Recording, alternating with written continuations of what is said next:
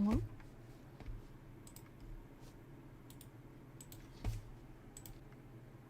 There we go. Excellent. And now we're gonna go live on vertical.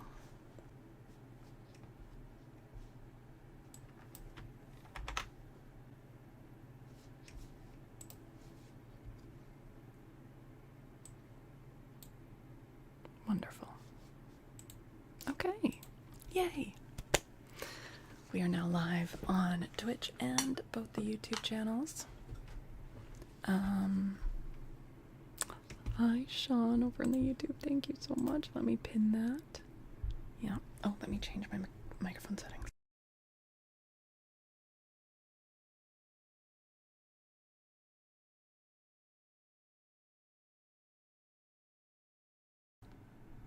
There we go. Okay. You don't see the vertical? Really? It says it's working. Let me check on my phone.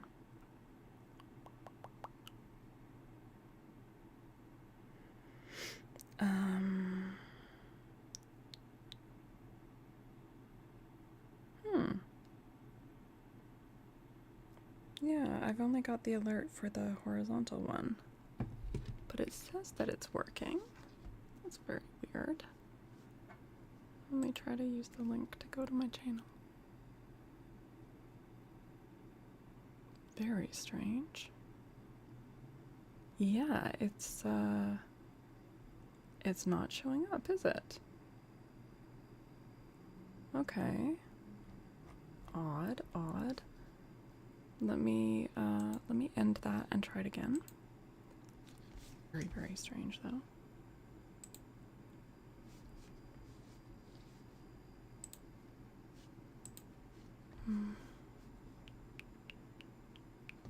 Sorry guys. I scheduled it before we even started on Twitch. So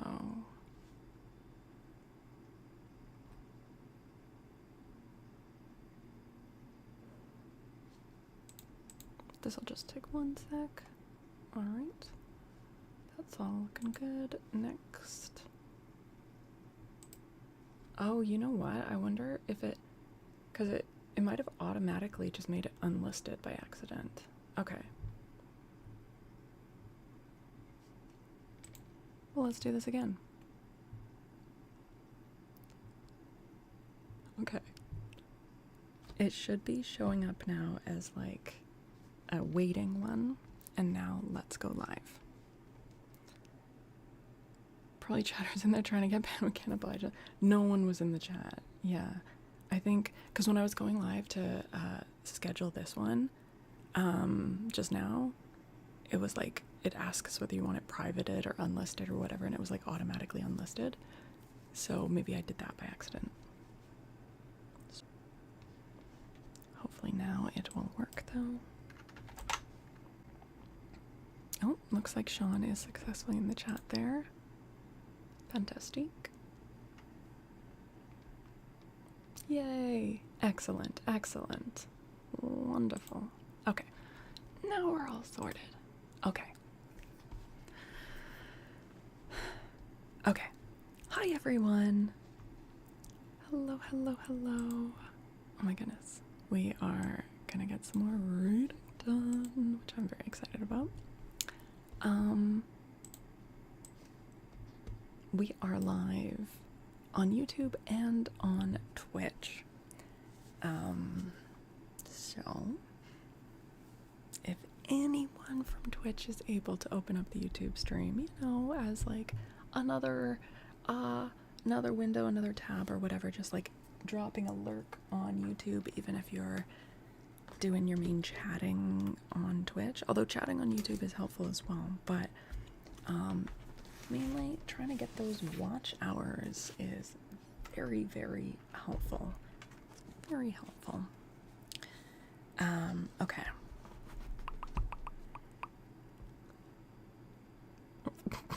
We're all sorted. Oh dear. Okay, good. Good, good, good. I got the alert for it. yeah. It is so much more hassle going live on YouTube than it is on Twitch, I will say that.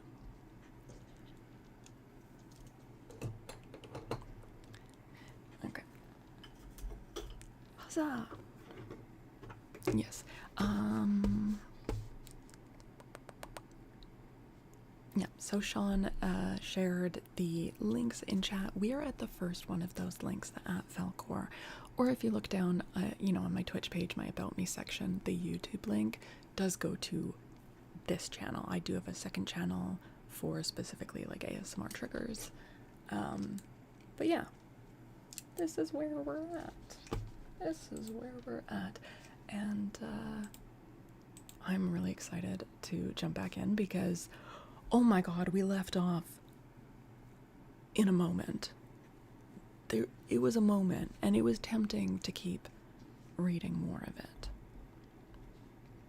I was very tempted to just keep going last time, but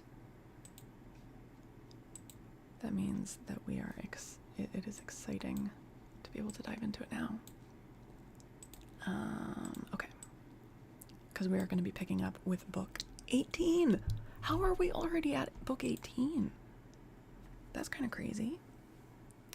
Next is You've Gotta Go. You're excited to watch prior VODs about the Odyssey? Heck yeah. Well, I have been putting them into a playlist over on YouTube, and after each stream I've been going through and just putting in some chapter markers. So if you have missed some past sections or just want to revisit them, but you don't want to, listen to all of the chit-chat, there's still a decent amount of chit-chat like in the chapter readings, but it is easier to navigate, to jump around, so hopefully that helps. And eventually there will be a fully edited version up where it is just the reading. But for now, I think some of the chit-chat is fun anyways, so. Okay. So, what happened last time? Well, it was a pretty big deal. Odysseus is back on Ithaca, which is huge. Athena, of course, turned him into a stinky old man.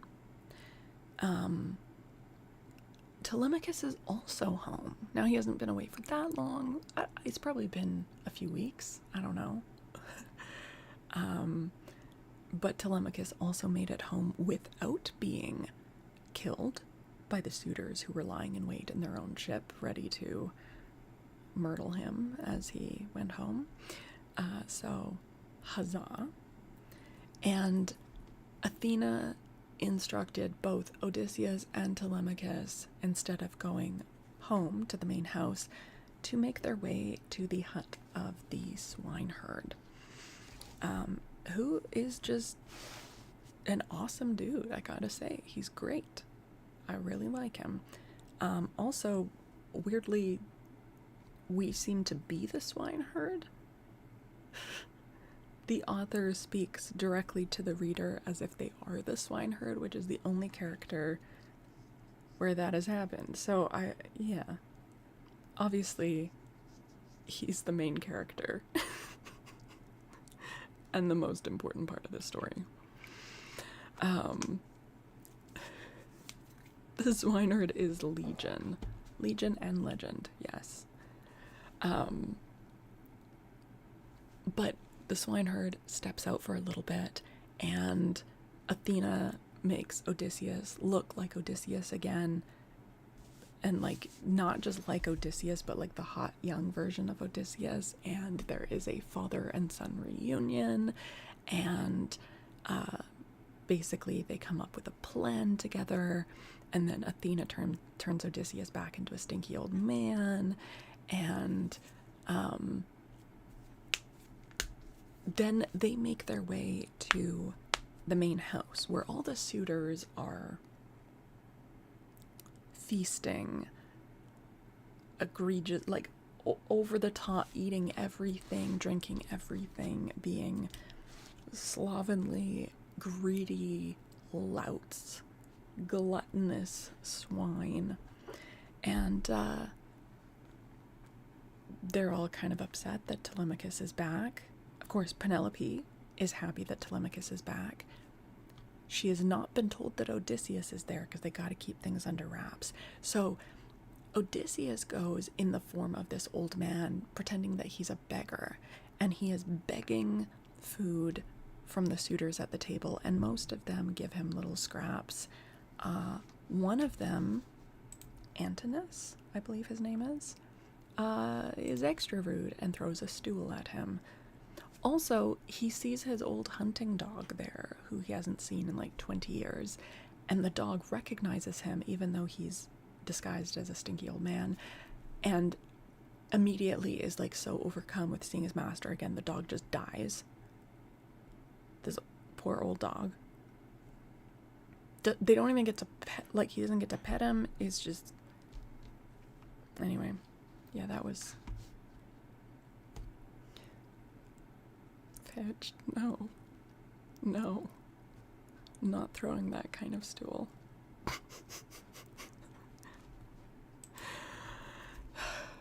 Okay, the plan, Penelope wants to speak to the beggar, not knowing it's her husband, and the swineherd Eumaeus is like, yeah, I think you'd actually like to hear from him. He says that he has known your husband, and that he's, their houses were old friends and everything, but he's a little, like, he just kind of wants to not draw any more attention to himself right now. He'll come talk to you later tonight. So, Metal XT, open stream Fidgno. Hi Metal, how's it going? It's so good to see you. Oh my god, thank you for that resub.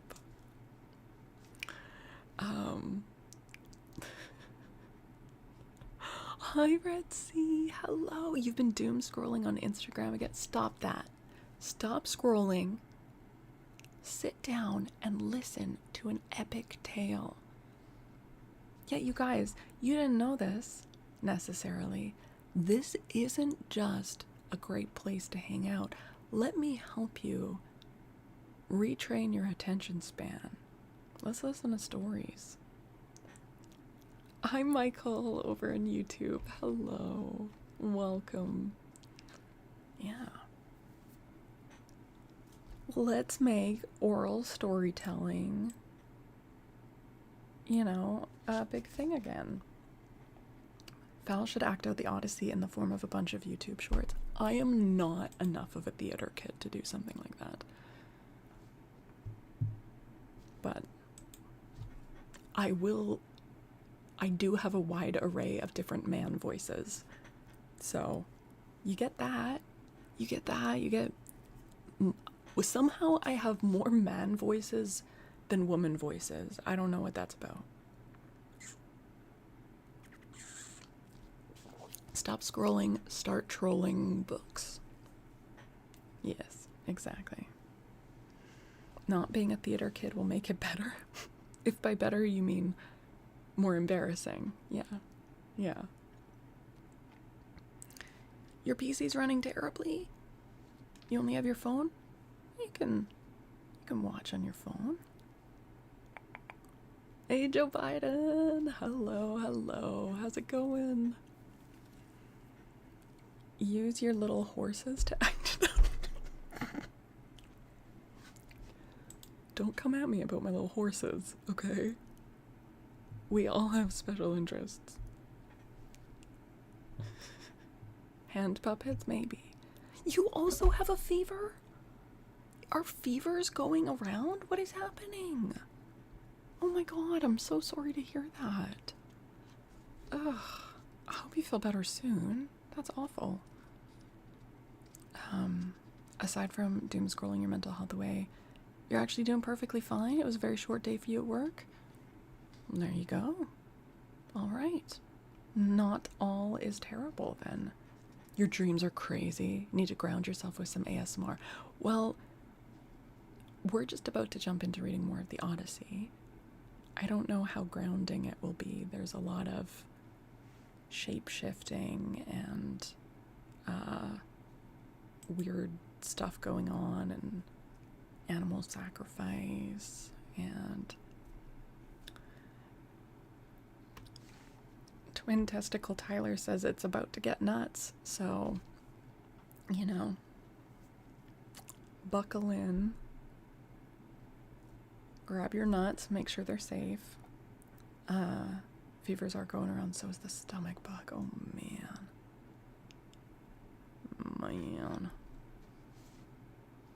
Okay. Let's jump into reading then.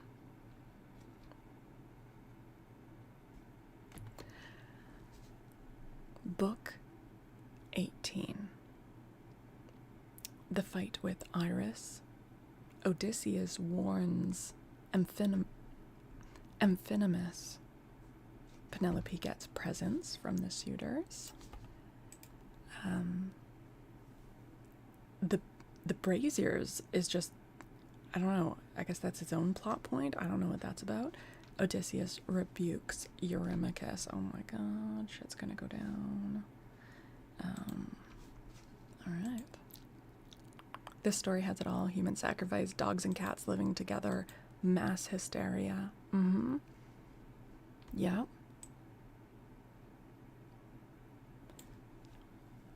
Okay. Now, there came a certain common tramp who used to go begging all over the city of Ithaca and was notorious as an incorrigible glutton and drunkard. And this man had no strength nor stay in him, but he was a great hulking fellow to look at. His real name, the one his mother gave him, was Arneus. Arneus? Arneus? Let's double check. Arneus?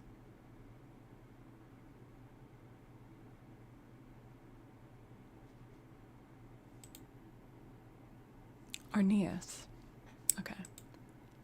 The one his mother gave him was Arneus, but the young men of the place called him Iris, because he used to run errands for anyone who would send him.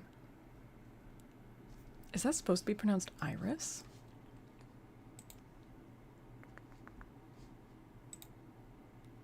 Yep.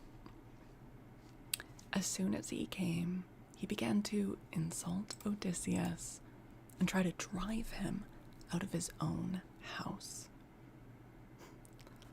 "Be off, old man," he cried, "from the doorway, or you shall be dragged out neck and heels. Do you not see that they are all giving me the wink and wanting me to turn you out by force? Only I do not like to do so. Get up then and go of yourself, or we shall come to blows." Odysseus frowned on him and said, "My friend, I do you no manner of harm. People give you a great deal, but I am not jealous. There is room enough in this doorway for the pair of us, and you need not grudge me things that are not yours to give. You seem to be just such another tramp as myself, but perhaps the gods will give us better luck by and by. Do not, however, talk too much about fighting, or you will incense me, and old as I am, I shall cover your mouth and chest with blood." Damn. Okay. Remember, Odysseus right now is disguised as an old beggar. Yeah.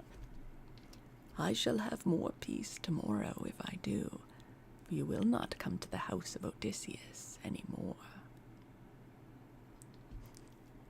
Yucca no over on the YouTube. Hello. Iris was very angry and answered, "You filthy glutton! You run on trippingly like an old fish fag."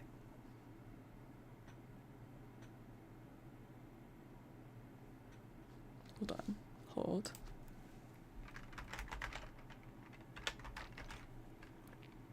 Hold.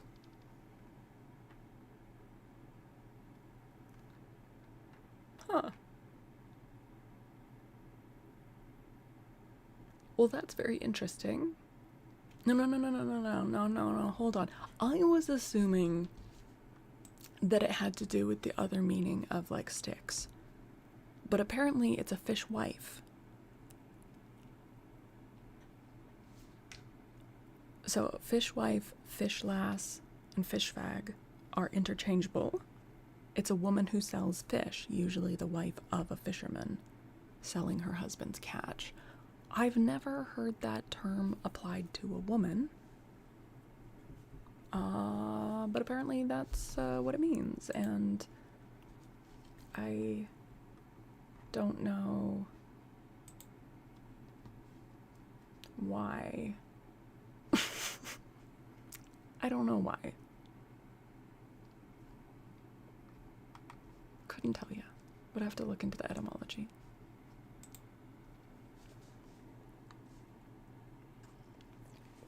Hey, Windmaster. Hello, welcome in. The point is, it is insulting, but not in the way you think. It is meant to be offensive, but just not in the way you expect. It's just meant to be misogynistic, you guys. It's not homophobic, it's only misogynistic, so, you know. Alright. Why, I've a good mind to lay both hands about you and knock your teeth out of your head like so many boars' husks. Get ready, therefore, and let these people here stand by and look on. You'll never be able to fight one who is so much younger than yourself. Thus roundly did they rate one another on the smooth pavement in front of the doorway. And when Antinous saw what was going on, he laughed heartily and said to the others, "This is the finest sport that you ever saw. Heaven never yet sent anything like it into this house. The stranger and Iris have quarreled and are going to fight. Let us set them on to do so at once." The suitors all came up laughing and gathered round the two ragged tramps. "Listen to me," said Antinous. "There are some goat's paunches down at the fire, which we have filled with blood and fat, and set aside for supper. Well, he who is victorious and proves himself to be the better man shall have his pick of the lot. He shall be free of our table, and we will not allow any other beggar about the house at all." You wonder what the original insult was? Just like a fishwife. The big hulking beggar man is calling Odysseus a fishwife. It's misogyny. Yeah.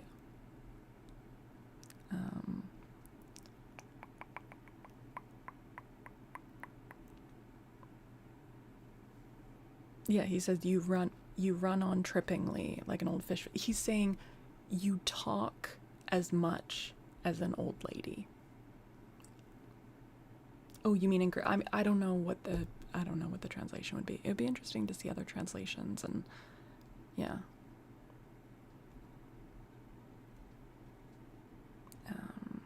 Okay. The others all agreed. Oh, thank you, Fidge. That's so helpful. Thank you. Yeah, I can definitely read Greek. The others all agreed, but Odysseus, to throw them off the scent, said, "Sirs, an old man like myself, worn out with suffering, cannot hold my hand against a young one. But my irrepressible belly urges me on, though I know it can only end in my getting a drubbing. You must swear, however, that none of you will give me a foul blow to favor Iris and secure him the victory." They swore as he told them, and when they had completed their oath, Telemachus put in a word and said, "Stranger, if you have a mind to settle with this fellow, you need not be afraid of anyone here. Whoever strikes you will have to fight more than one. I am host, and the other chiefs, Antinous and Eurymachus, both of them men of understanding, are of the same mind as I am." Everyone assented, and Odysseus girded his old rags about his loins, thus baring his stalwart thighs, his broad chest and shoulders, and his mighty arms. But Athena came up to him and made his limbs even stronger still. The suitors were beyond measure astonished, and one would turn towards his neighbor, saying, "Well, the stranger has brought such a thigh out of his old rags that there will soon be nothing left of Iris." Iris began to be very uneasy as he heard them, but the servants girded him by force and brought him into the open part of the court in such a fright that his limbs were all of a tremble. Antinous scolded him and said, "You swaggering bully, you ought never to have been born at all if you were afraid of such an old broken-down creature as this tramp is. I say, therefore, and it shall surely be, if he beats you and proves himself the better man, I shall pack you off on board ship to the mainland and send you to King Aeacus, who kills everyone that comes near him. He will cut off your nose and ears and draw out your entrails for the dogs to eat." Well, this frightened Iris still more, but they brought him into the middle of the court, and the two men raised their hands to fight. Then Odysseus considered whether he should let drive so hard at him as to make an end of him then and there, or whether he should give him a lighter blow that should only knock him down. In the end, he deemed it best to give the lighter blow, for fear the Achaeans should begin to suspect who he was. Then they began to fight, and Iris hit Odysseus on the right shoulder. But Odysseus gave Iris a blow on the neck under the ear that broke in the bones of his skull, and the blood came gushing out of his mouth. He fell groaning in the dust, gnashing his teeth and kicking on the ground. But the suitors threw up their hands and nearly died of laughter as Odysseus caught hold of him by the foot and dragged him into the outer court as far as the gatehouse. There, he propped him up against the wall and put his staff in his hands. "Sit here," said he, "and keep the dogs and pigs off. You are a pitiful creature, and if you try to make yourself king of the beggars any more, you shall fare still worse."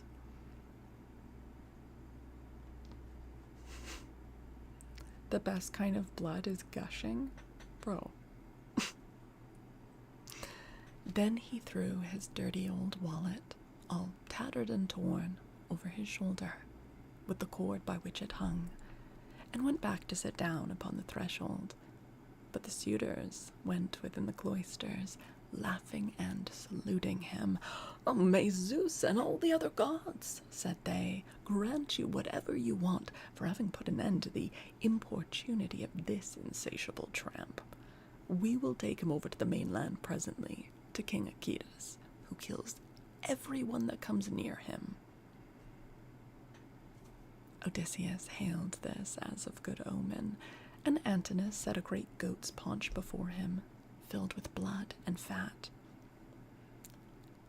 Amphinomus took 2 loaves out of the bread basket and brought them to him, pledging him as he did so in a golden goblet of wine. "Good luck to you," he said, "father stranger. You are very badly off at present, but I hope you will have better times by and by." To this Odysseus answered, "Amphinomus, you seem to be a man of good understanding, as indeed you may well be, seeing whose son you are. I have heard your father well spoken of. He is Nisus of Dulichium, a man both brave and wealthy. They tell me you are his son, and you appear to be a considerable person. Listen, therefore, and take heed to what I am saying. Man is the vainest of all creatures that have their being upon earth. As long as heaven vouchsafes him health and strength, he thinks that he shall come to no harm hereafter, and even when the blessed gods bring sorrow upon him, he bears it as he needs must, and makes the best of it. For God Almighty gives men their daily minds day by day. I know all about it, for I was a rich man once, and did much wrong in the stubbornness of my pride, and in the confidence that my father and my brothers would support me. Therefore, let a man fear God in all things always, and take the good that heaven may see fit to send him without vain glory. I feel like Samuel Butler is using very Christian language here. Like, instead of saying the gods, just saying God. You know? Using the word heaven. He's like slipping his Christian agenda into this ancient Greek story. That's another point where I'd be curious to see it compared to other translations.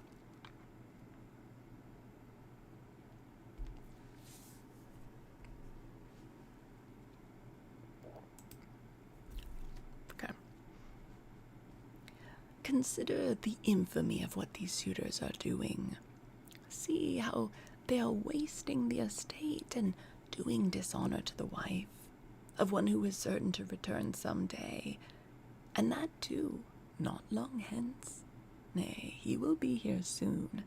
May heaven send you home quietly first, that you may not meet with him in the day of his coming. For once he is here, the suitors and he will not part bloodlessly. With these words, he made a drink offering, and when he had drunk, he put the gold cup again into the hands of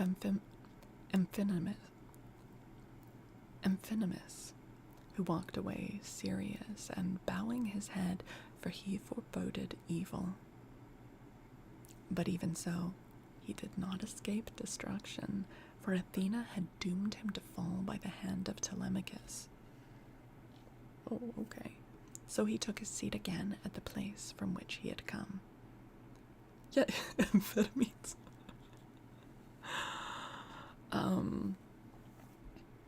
Damn. Okay. Guess he doesn't stand a chance. Then Athena put it into the mind of Penelope to show herself to the suitors, that she might make them still more enamored of her, and win still further honor from her son and husband.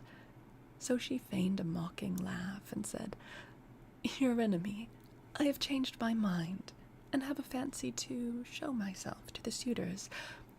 Although I detest them, I should like also to give my son a hint that he had better not have anything more to do with them.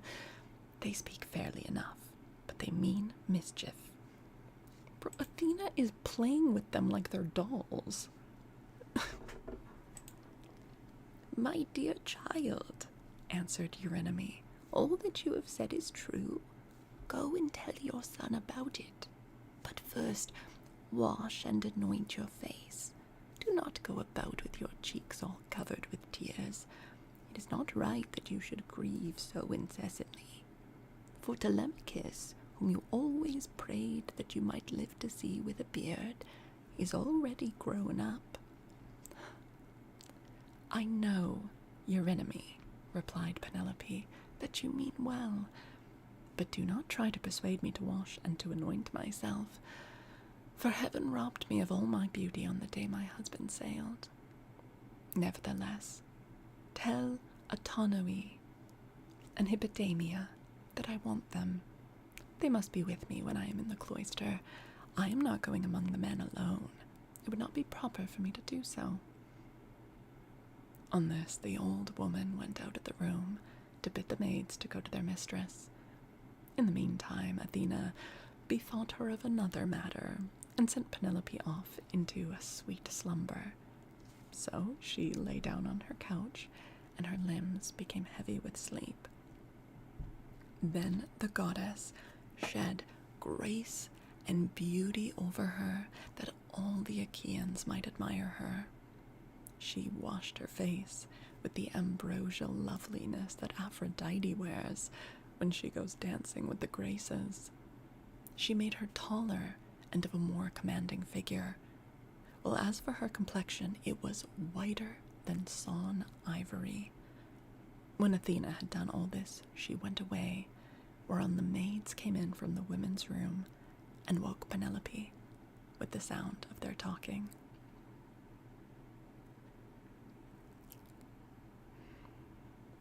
"Oh, what an exquisitely delicious sleep I have been having," said she, as she passed her hands over her face. "In spite of all my misery, I wish Artemis would let me die so sweetly now at this very moment, that I might no longer waste in despair for the loss of my dear husband, who possessed every kind of good quality and was the most distinguished man among the Achaeans." With these words, she came down from her upper room, not alone, but attended by 2 of her maidens. And when she reached the suitors, she stood by one of the bearing posts, supporting the roof of the cloister, holding a veil before her face, and with a staid maidservant on either side of her. As they beheld her, the suitors were so overpowered and became so desperately enamored of her that each one prayed he might win her for his own bedfellow.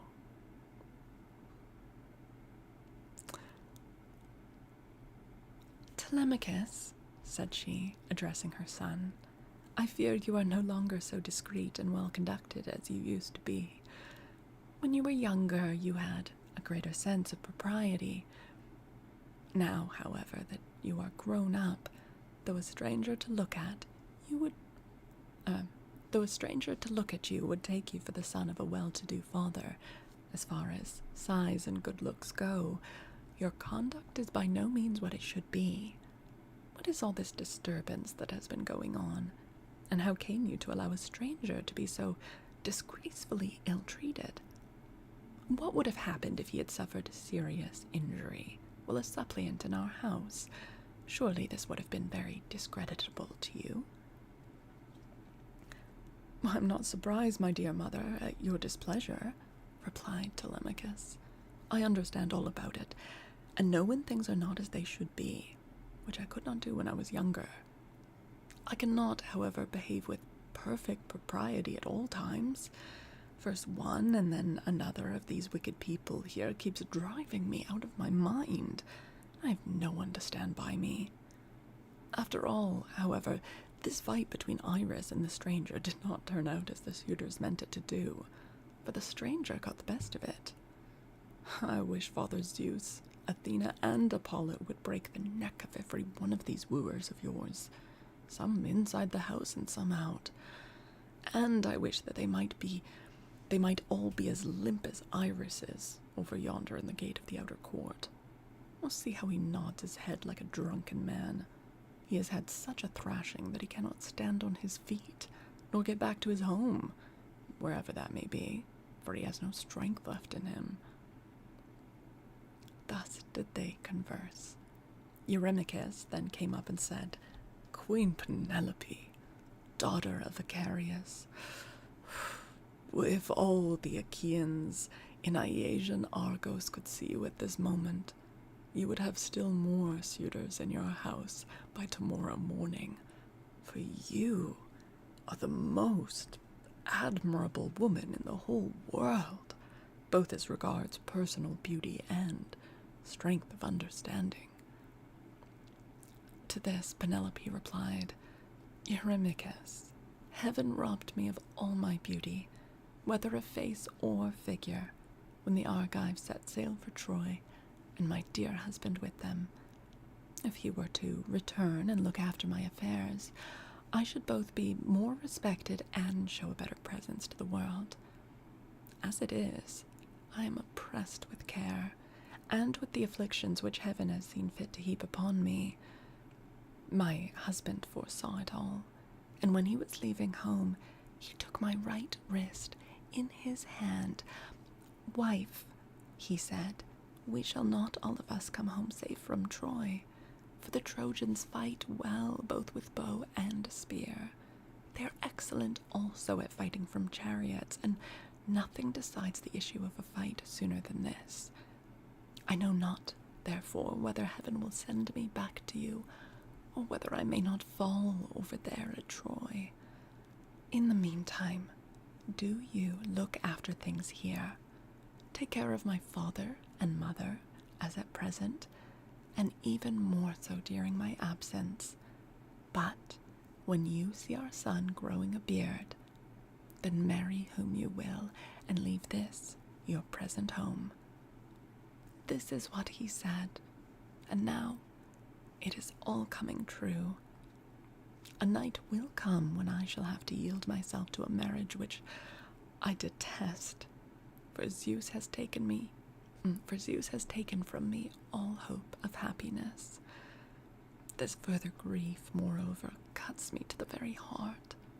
You suitors are not wooing me after the custom of my country, when men are courting a woman whom they think will be a good wife to them, and who is of noble birth, and when they are each trying to win her for himself, they usually bring oxen and sheep to feast the friends of the lady, and they make her magnificent presents, instead of eating up other people's property without paying for it. Yeah, you tell him, Penelope.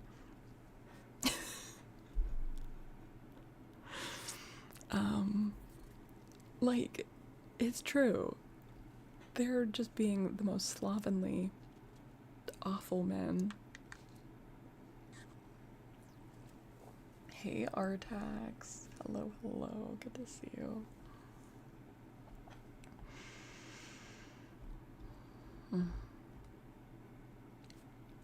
This was what she said, and Odysseus was glad when he heard her trying to get presents out of the suitors and flattering them with fair words, which he knew she did not mean.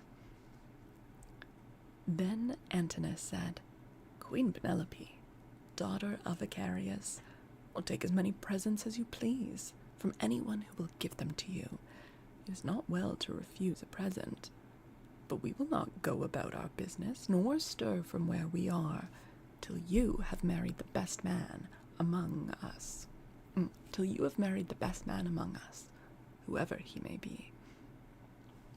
The others applauded what Antinous had said, and each one sent his servant to bring his present. Antinous' man returned with a large and lovely dress, most exquisitely embroidered. It had 12 beautifully made brooch pins of pure gold with which to fasten it.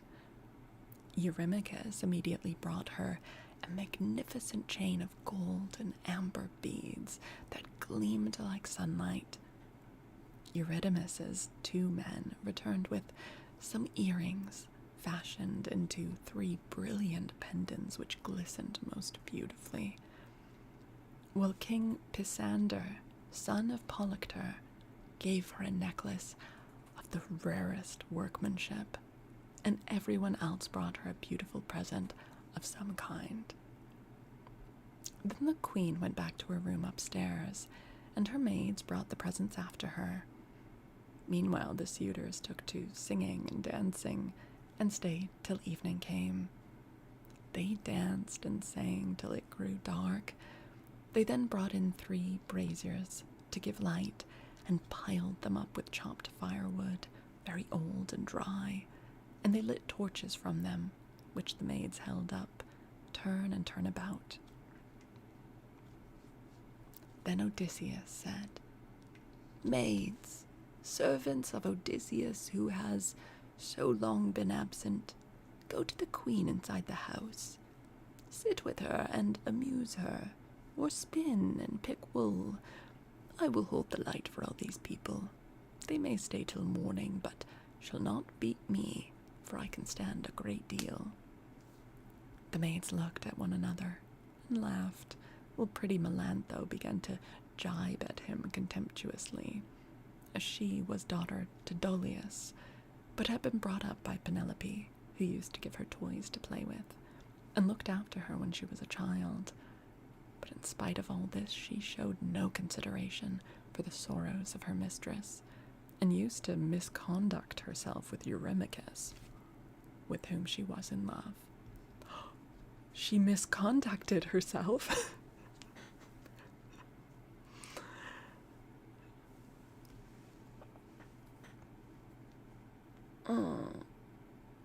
Quiplash, fibbage, what are you saying?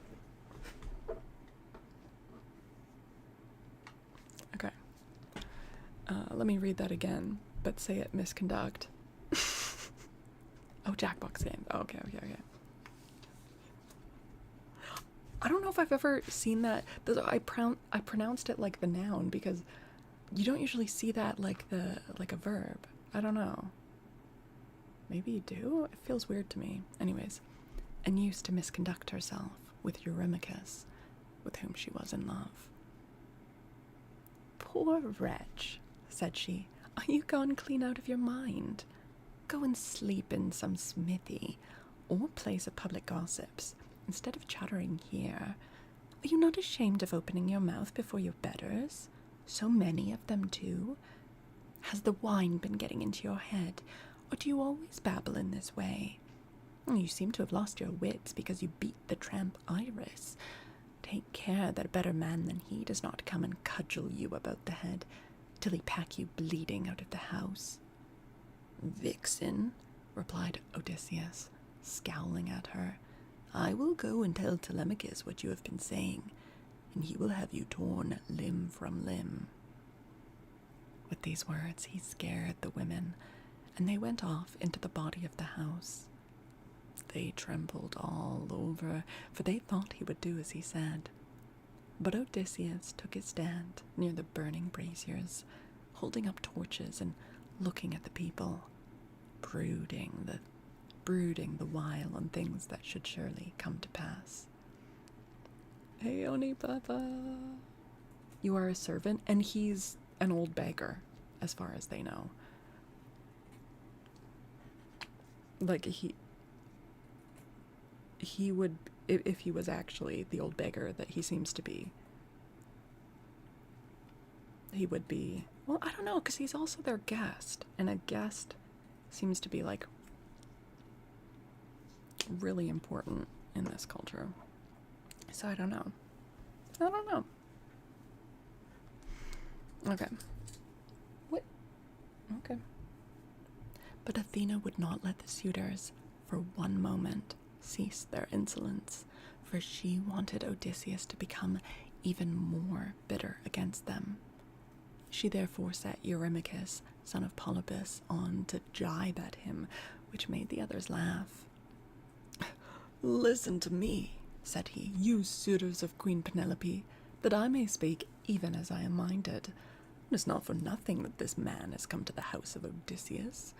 I believe the light has not been coming from the torches, but from his own head, for his hair is all gone, every bit of it.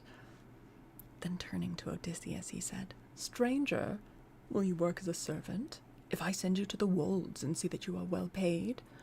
Can you build a stone fence, or plant trees? I will have you fed all the year round, and will find you in shoes and clothing. Will you go, then? Not you, for you have got into bad ways and do not want to work.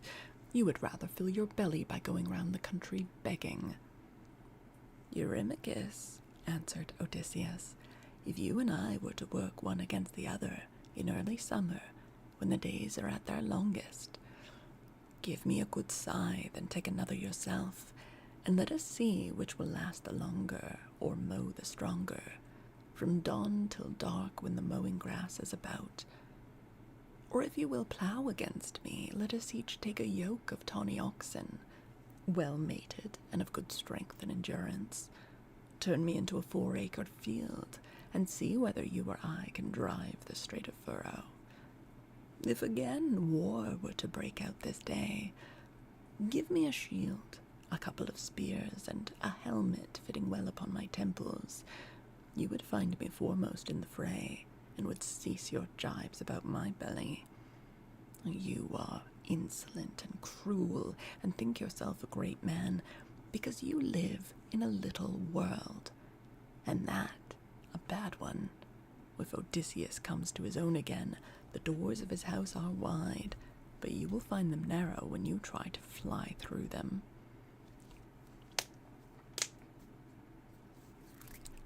Eurymachus was furious at all this. He scowled at him and cried, "You wretch! I will soon pay you out for daring to say such things to me. And in public, too. Has the wine been getting into your head, or do you always babble in this way? You seem to have lost your wits because you beat the tramp Iris." With this, he caught hold of a footstool. What is it with them wanting to throw their footstools? But Odysseus sought protection at the knees of Amphinomus of Dulichium, for he was afraid. The stool hit the cupbearer on his right hand and knocked him down. The man fell with a cry, flat on his back, and his wine jug went ringing to the ground.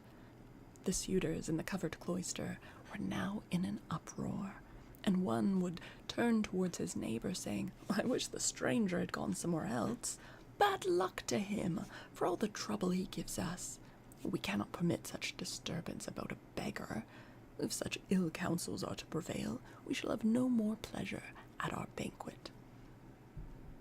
Hi, Black Dragon Tavern. Hello. Welcome in, everyone. Hi, Maddie. Thank you so much for the raid. Welcome in, everyone. Classic stool throwing. Not that kind of stool. Hello, hello. You thought they were flirting? It could be. It could be. You guys make sure you are following Black Dragon Tavern Gaming. It is awesome and cozy and friendly over there. A lot of fun. They also do reading and storytelling over there. How was your stream tonight?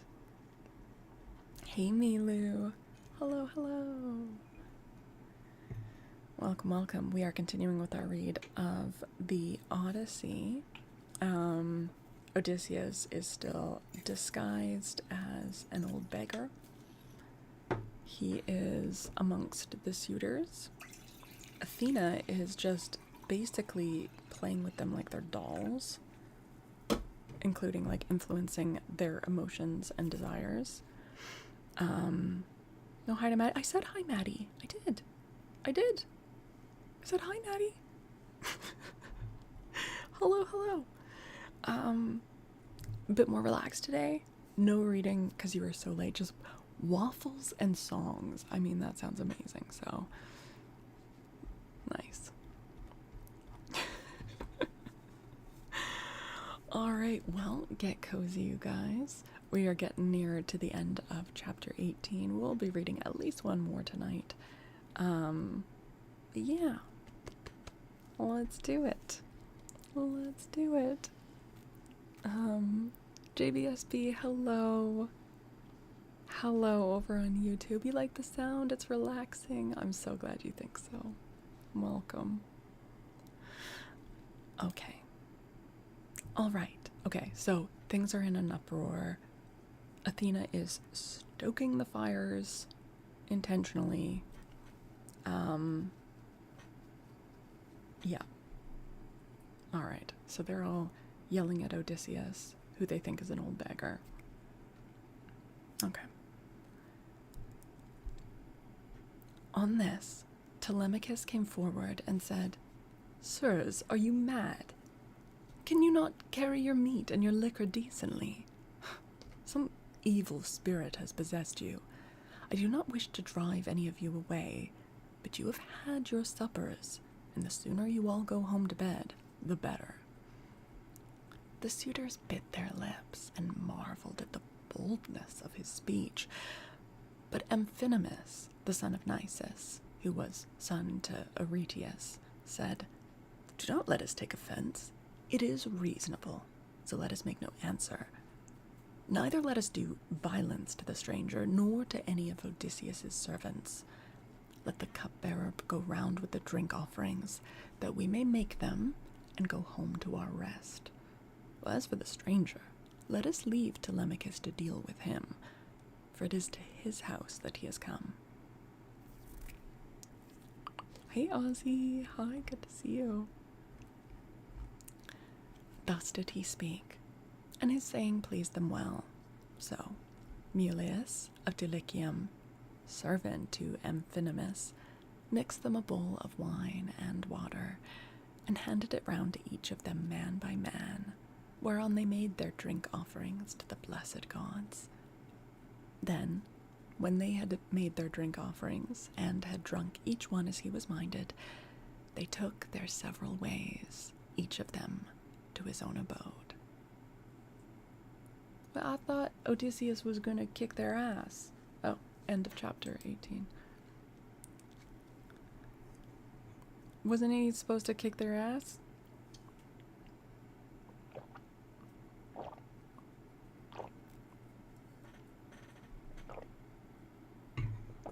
I guess not yet. There's a really long plan. This plan of Athena's is like a multi-day plan. Well, I think that we should read the next chapter, the next book.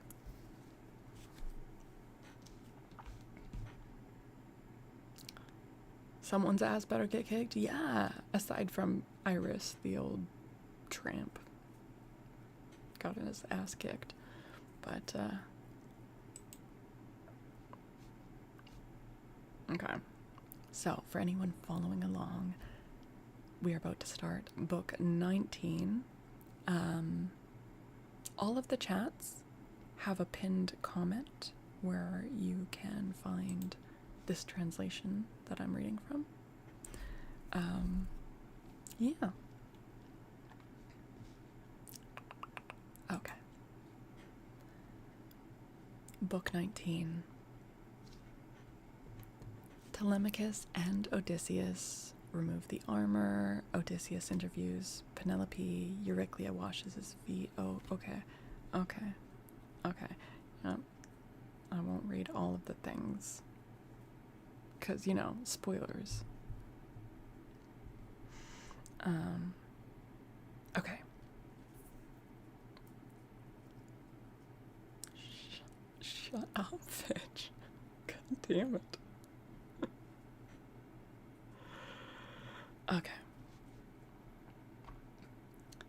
Odysseus was left in the cloister, pondering on the means whereby, with Athena's help, he might be able to kill the suitors. Presently, he said to Telemachus, "Telemachus, we must get the armor together and take it down inside. Make some excuse when the suitors ask you why you have removed it. Say that you have taken it to be out of the way of the smoke, inasmuch as it is no longer what it was when Odysseus went away, but has become soiled and begrimed with soot. Add to this more particularly that you are afraid Zeus may set them on to quarrel over their wine, and that they may do each other some harm, which may disgrace both banquet and wooing, for the sight of arms sometimes tempts people to use them."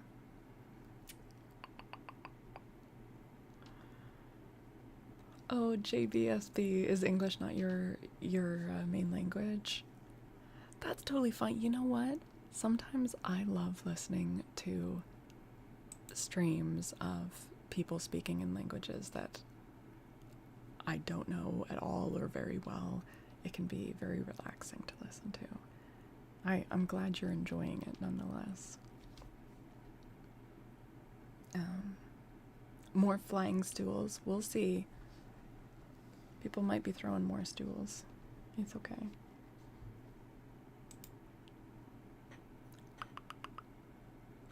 Okay. Telemachus approved of what his father had said, so he called nurse Euryclea and said, "Nurse, Shut the women up in their room, while I take the armor that my father left behind him down into the storeroom. No one looks after it now my father is gone, and it has got all submerged with soot during my own boyhood. I want to take it down where the smoke cannot reach it." "I wish, child," answered Euryclea, "that you would take the management of the house into your own hands altogether, and look after all the property yourself. But who is to go with you and light you to the storeroom? The maids would have done so, but you would not let them." "The stranger," said Telemachus, "shall show me a light. When people eat my bread, they must earn it, no matter where they come from."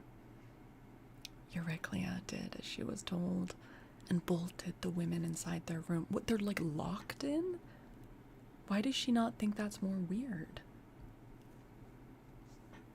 Then Odysseus and his son made all haste to take the helmets, shields, and spears inside, and Athena went before them with a gold lamp in her hand that shed a soft and brilliant radiance, whereon Telemachus said, "Father, my eyes behold a great marvel. The walls with the rafters, cross beams, and the supports on which they rest are all aglow as with a flaming fire. Surely there is some god here who has come down from heaven." "Hush," answered Odysseus. "Hold your peace and ask no questions, for this is the manner of the gods. Get you to your bed and leave me here to talk with your mother and the maids. Your mother in her grief will ask me all sorts of questions." On this, Telemachus went by torchlight to the other side of the inner court, to the room in which he always slept. There he lay in his bed till morning, while Odysseus was left in the cloister, pondering on the means whereby, with Athena's help, he might be able to kill the suitors. And then Penelope came down from her room, looking like Aphrodite or Artemis, and they set her a seat inlaid with scrolls of silver and ivory near the fire in her accustomed place. It had been made by Icmalius, and had a footstool all in one piece with the seat itself, and it was covered with a thick fleece. On this she now sat, and the maids came from the women's room to join her. They set about removing the tables at which the wicked suitors had been dining, and took away the bread that was left, with the cups from which they had drunk. They emptied the embers out of the braziers, and heaped much wood upon them to give both light and heat. But Melantho began to rail at Odysseus a second time, and said, "Stranger, do you mean to plague us by hanging about the house all night, and spying upon the women? Ugh, be off, you wretch, outside. Eat your supper there, or you shall be driven out with a firebrand." Odysseus scowled at her and answered, "My good woman, why should you be so angry with me? Is it because I am not clean, and my clothes are all in rags? Because I am obliged to go begging about after the manner of tramps and beggars generally? I, too, was a rich man once, and had a fine house of my own. In those days I gave to many a tramp, such as I now am, no matter who he might be nor what he wanted. I had any number of servants, and all the other things which people have who live well and are accounted wealthy. But it pleased Zeus to take all away from me. Therefore, woman, beware lest you too come to lose that pride and place in which you now wanton above your fellows. Have a care lest you get out of favor with your mistress, and lest Odysseus should come home, for there is still a chance that he may do so. Moreover, though he be dead as you think he is, yet by Apollo's will he has left a son behind him, Telemachus, who will note anything done amiss by the maids in the house, for he is now no longer in his boyhood." Penelope heard what he was saying and scolded the maid. "Impudent baggage," said she. "I see how abominably you are behaving. You shall smart for it. You know perfectly well, for I told you myself, that I was going to see the stranger and ask him about my husband, for whose sake I am in such continual sorrow." Then she said to her head waiting woman, Eurynome, "Bring a seat with a fleece upon it, for the stranger to sit upon while he tells his story, and listens to what I have to say. I wish to ask him some questions." Good night, JB. Good night, good night. Eurynome brought the seat at once and set a fleece upon it, and as soon as Odysseus had sat down, Penelope began by saying, "Stranger, I shall first ask you, who and whence are you? Tell me of your town and parents." "Madam," answered Odysseus, "who on the face of the whole earth can dare to chide with you? Your fame reaches the firmament of heaven above. You are like some blameless king who upholds righteousness as the monarch over a great and valiant nation. The earth yields its wheat and barley. The trees are loaded with fruit. The ewes bring forth lambs, and the sea abounds with fish by reason of his virtues, and his people do good deeds under him. Nevertheless, as I sit here in your house, ask me some other question, and do not seek to know my race and family, or you will recall memories that will yet more increase my sorrow. I am full of heaviness, but I ought not to sit weeping and wailing in another person's house, nor is it well to be thus grieving continually.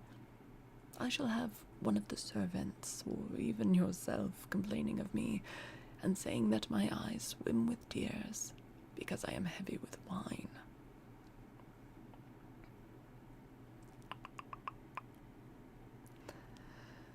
Then Penelope answered, "Stranger, heaven robbed me of all beauty, whether of face or figure, when the Argives set sail for Troy, and my dear husband with them.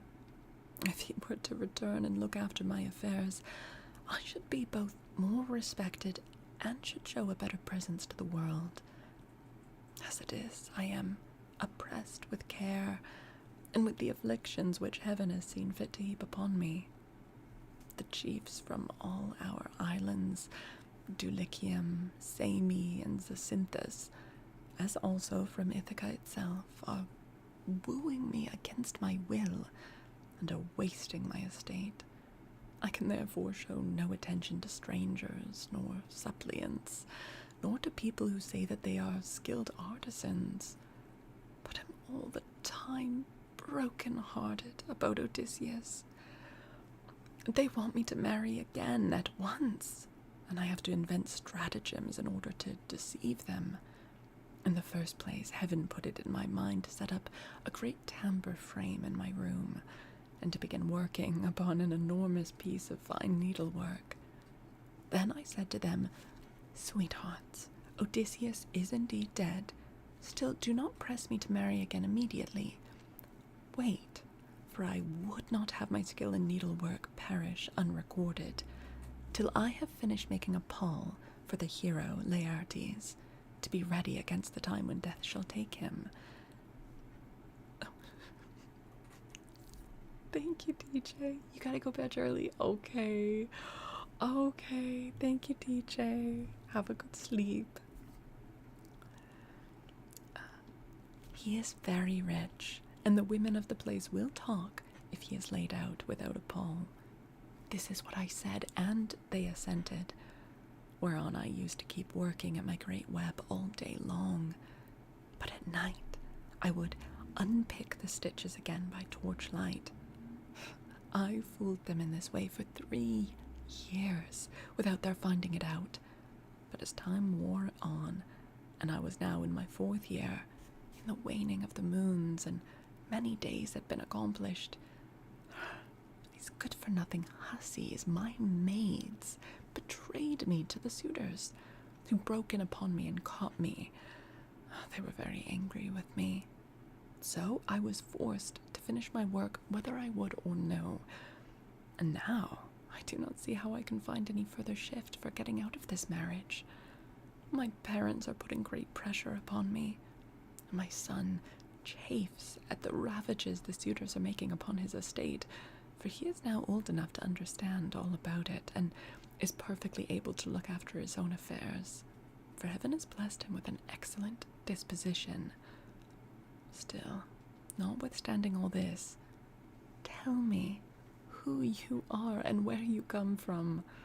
You must have had father and mother of some sort. You cannot be the son of an oak or of a rock. Then Odysseus answered, Madam, wife of Odysseus, since you persist in asking me about my family, I will answer, no matter what it costs me. People must expect to be pained when they have been exiles as long as I have, and suffered as much among as many people. Nevertheless, as regards your question, I will tell you all you ask. There is a fair and fruitful island in mid-ocean called Crete. It is thickly peopled, and there are 90 cities in it.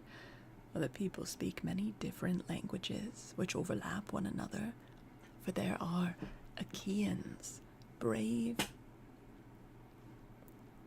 Eteocretans, Dorians of threefold race, and noble Pelasgi.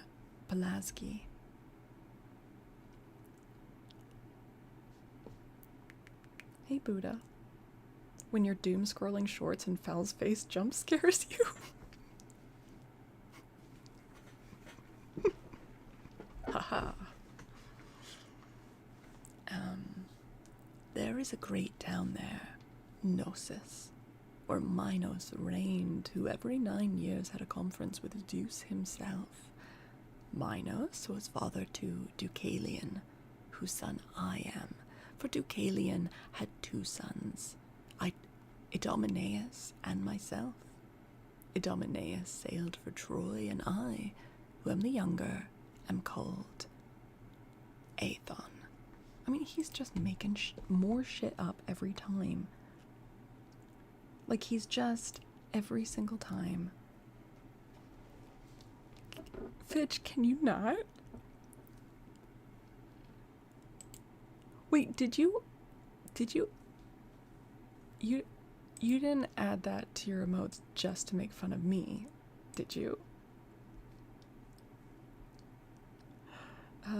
My excuse, I'm human. Hello, welcome to the stream over on YouTube. You don't think so? Okay. Because there does seem to be a bad trend of you catching me in screenshots where I look unnervingly like her. Okay, alright. I guess I'll believe you. Alright. But like, yeah, he keeps making his story more intricate.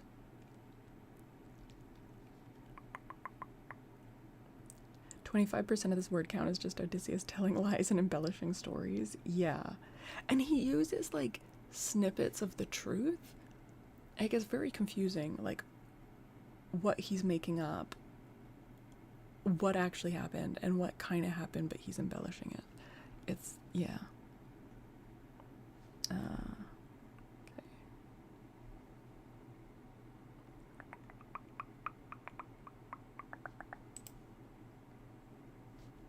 Wait, it's pronounced Ethan? His name's Ethan? Ethan.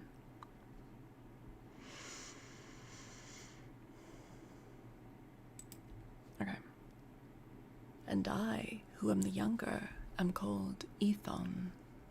My brother, however, was at once the older and the more valiant of the two, hence it was in Crete that I saw Odysseus.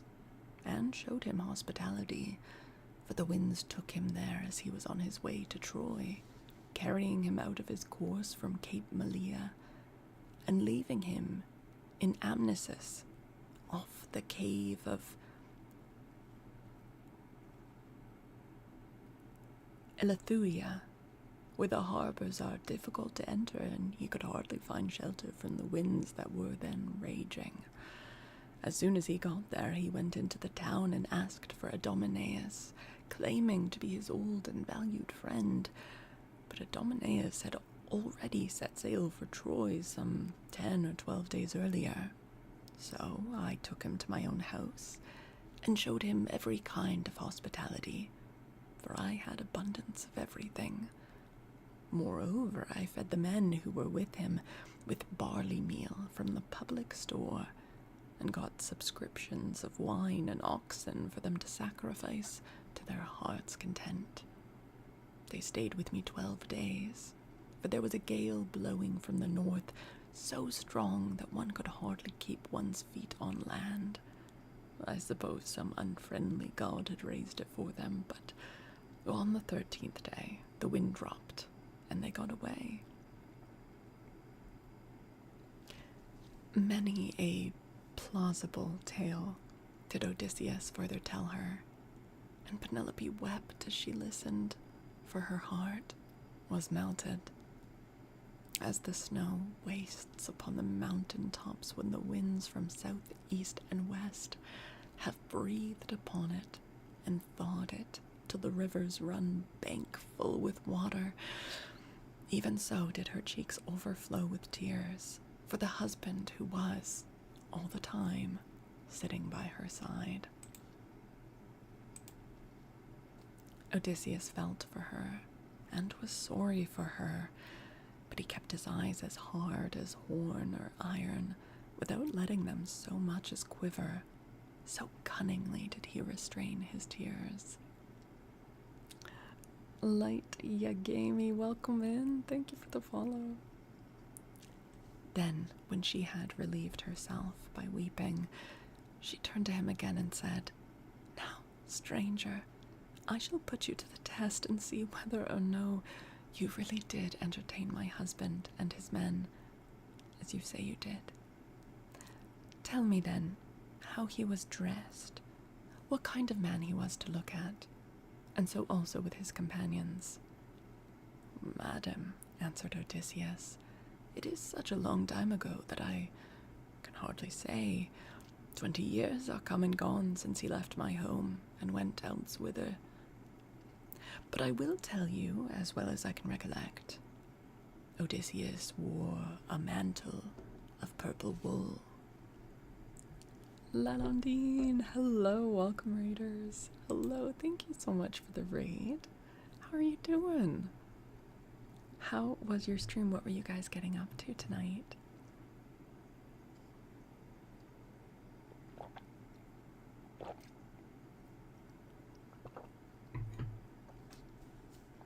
Hello, Lalondine, thank you so much, you guys. Make sure you're dropping a follow, checking out Lalondine's content. What were you guys doing tonight? We are continuing on with our read of the Odyssey, and Odysseus is back in Ithaca, but Athena has disguised him as an old man, and he is having a late night one-on-one conversation with Penelope, his wife, but she doesn't know it's Odysseus. She thinks it's an old man who just happened to know Odysseus. So they're talking. You did a little horror bedtime story as a treat. Heck yeah. Nice. Well, I really, really appreciate the raid. I'm so glad you guys came to hang out here. Please feel free to pop out whenever you need to, though. Make sure you're resting after your own stream, taking care of yourself. But yeah, get cozy, guys. Okay, so Penelope has asked this old man, who is Odysseus, but she doesn't know that. He's told her that he met Odysseus, and she's asking him, what was he wearing? What did he look like? Just to try to gauge, like, if he actually knew her husband. Okay. "Odysseus wore a mantle of purple wool, double-lined, and it was fastened by a gold brooch with 2 catches for the pin.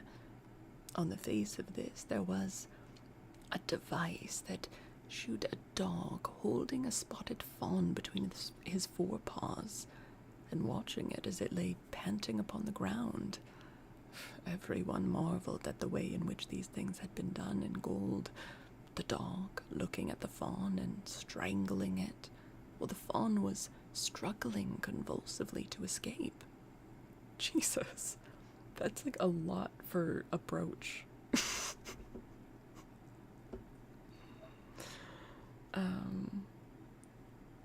Do we gain books in our bag for years subbed? Yes. Yep.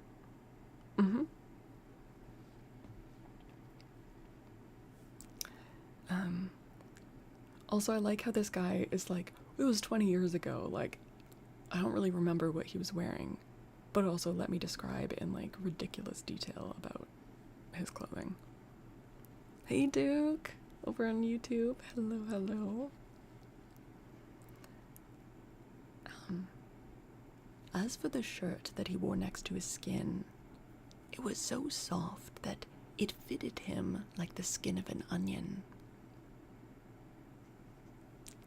and glistened in the sunlight to the admiration of all the women who beheld it.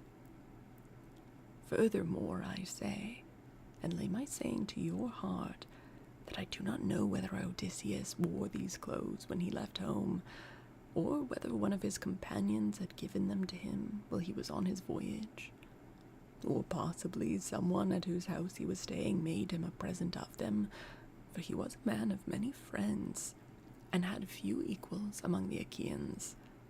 Well, I myself gave him a sword of bronze, and a beautiful purple mantle, double-lined, with a shirt that went down to his feet, and I sent him on board his ship with every mark of honor.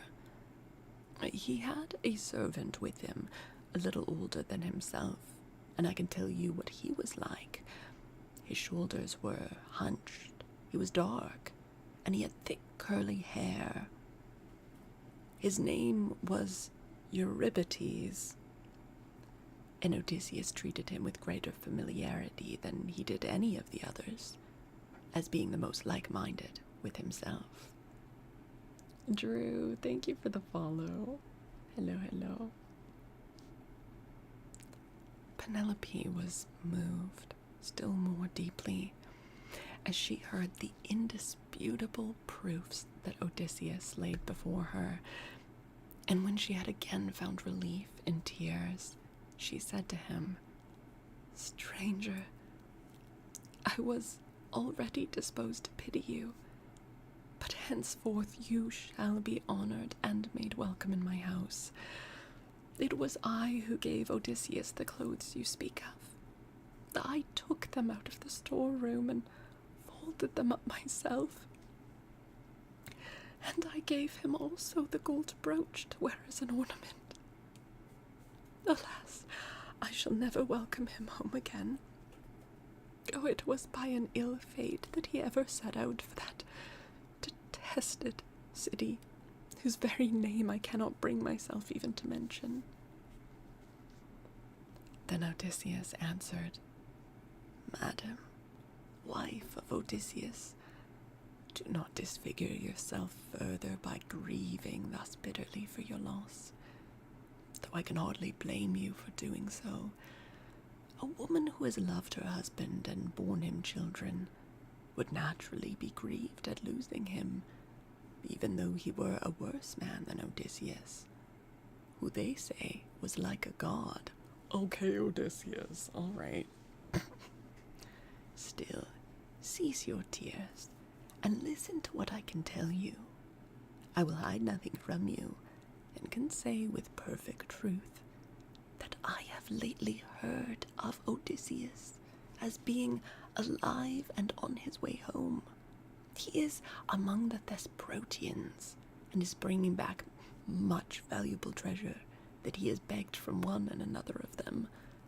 But his ship and all his crew were lost as they were leaving the Thrinacian island, for Zeus and the sun god were angry with him, because his men had slaughtered the sun god's cattle, and they were all drowned to a man.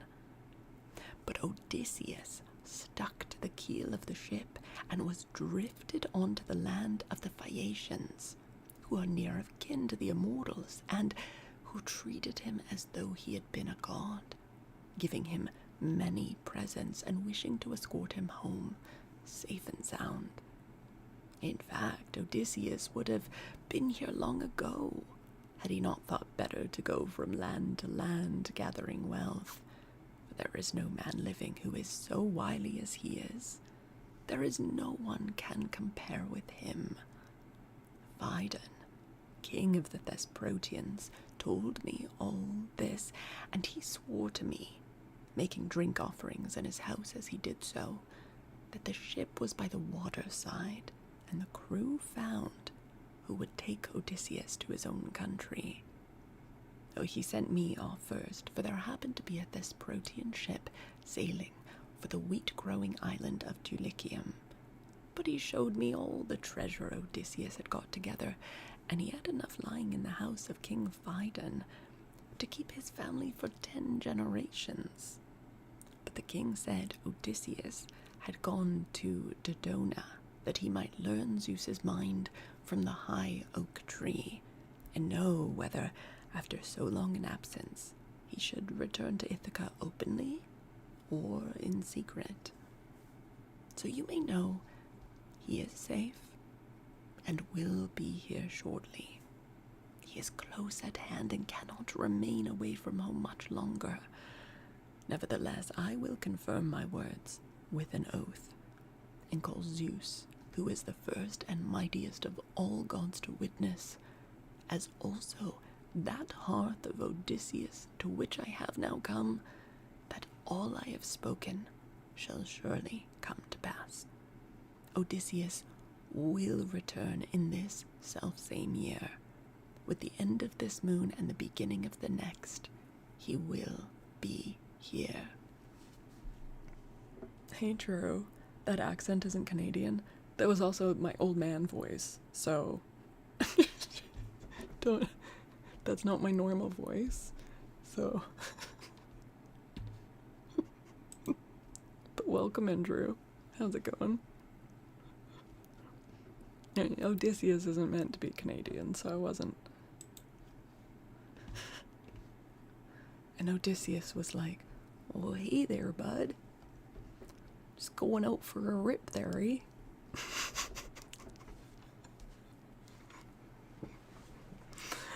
Okay. "Oh, may it even be so," answered Penelope. "If your words come true, you shall have such gifts and such goodwill from me that all who see you shall congratulate you. But I know very well how it will be. Odysseus will not return, neither will you get your escort hence, for so surely as that Odysseus ever was, there are now no longer any such masters in the house as he was, to receive honorable strangers or to further them on their way home. And now, you maids, wash his feet for him, and make him a bed on a couch with rugs and blankets, that he may be warm and quiet till morning. Then at daybreak, wash him and anoint him again, that he may sit in the cloister and take his meals with Telemachus. It shall be the worse for any one of these hateful people who is uncivil to him. Like it or not, he shall have no more to do in this house. For how, sir, shall you be able to learn whether or no I am superior to others of my sex, both in goodness of heart and understanding, if I let you dine in my cloisters, squalid and ill-clad? Men live but for a little season. If they are hard and deal hardly, people wish them ill so long as they are alive, and speak contemptuously of them when they are dead. But he that is righteous and deals righteously, the people tell of his praise among all lands, and many shall call him blessed." You want the Odyssey performed by the cast of Letterkenny? The old man voice sounds like a husky Canadian dragon. All right.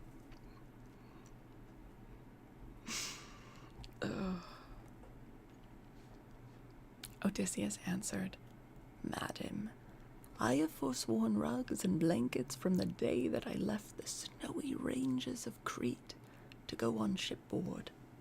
I will lie as I have lain on many a sleepless night hitherto. Night after night have I passed in any rough sleeping place and waited for morning. Nor again do I like having my feet washed. I shall not let any of the young hussies about your house touch my feet. Why is he such a jerk? Like, okay, maybe that one maid is being really rude to him. Why is he calling all the maids hussies? But if you have any old and respectable woman who has gone through as much trouble as I have, I will allow her to wash them. He only wants an old lady to wash his feet. That's her reward for having lived so long and worked so hard, as now she gets to be the one to wash his gnarled old man feet.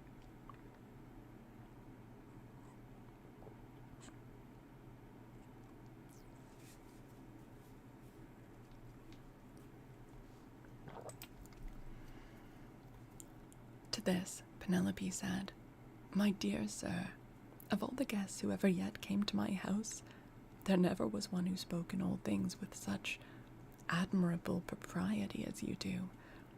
There happens to be in the house a most respectable old woman, the same who received my poor dear husband in her arms the night he was born, and nursed him in infancy. She is very feeble now, but she shall wash your feet. Come here, said she, Euryclea, and wash your master's age-mate. I suppose Odysseus's hands and feet are very much the same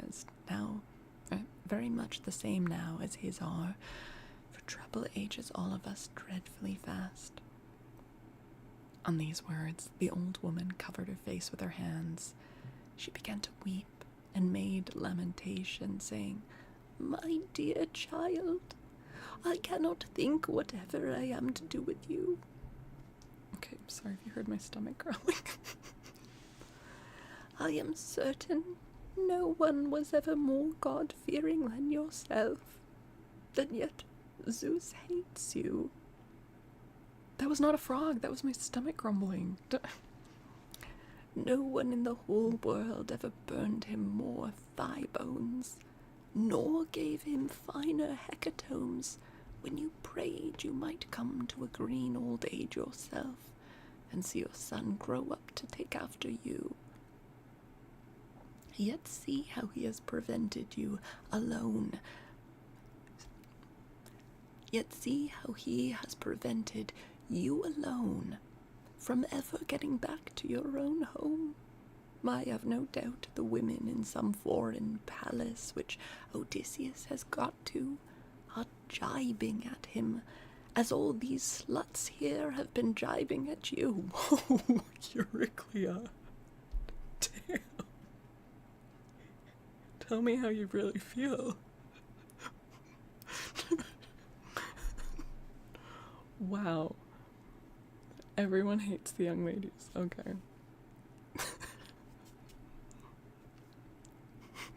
Damn.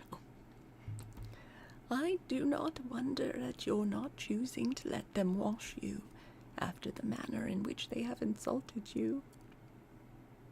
I will wash your feet myself gladly enough, as Penelope has said that I am to do so. I will wash them, both for Penelope's sake and for your own, for you have raised the most lively feelings of compassion in my mind. And let me say this, moreover, which pray attend to. We have had all kinds of strangers in distress come here before now, but I make bold to say that no one ever yet came who was so like Odysseus in figure, voice, and feet as you are. She's clocking those dogs. All the women be saying whatever the hell they want.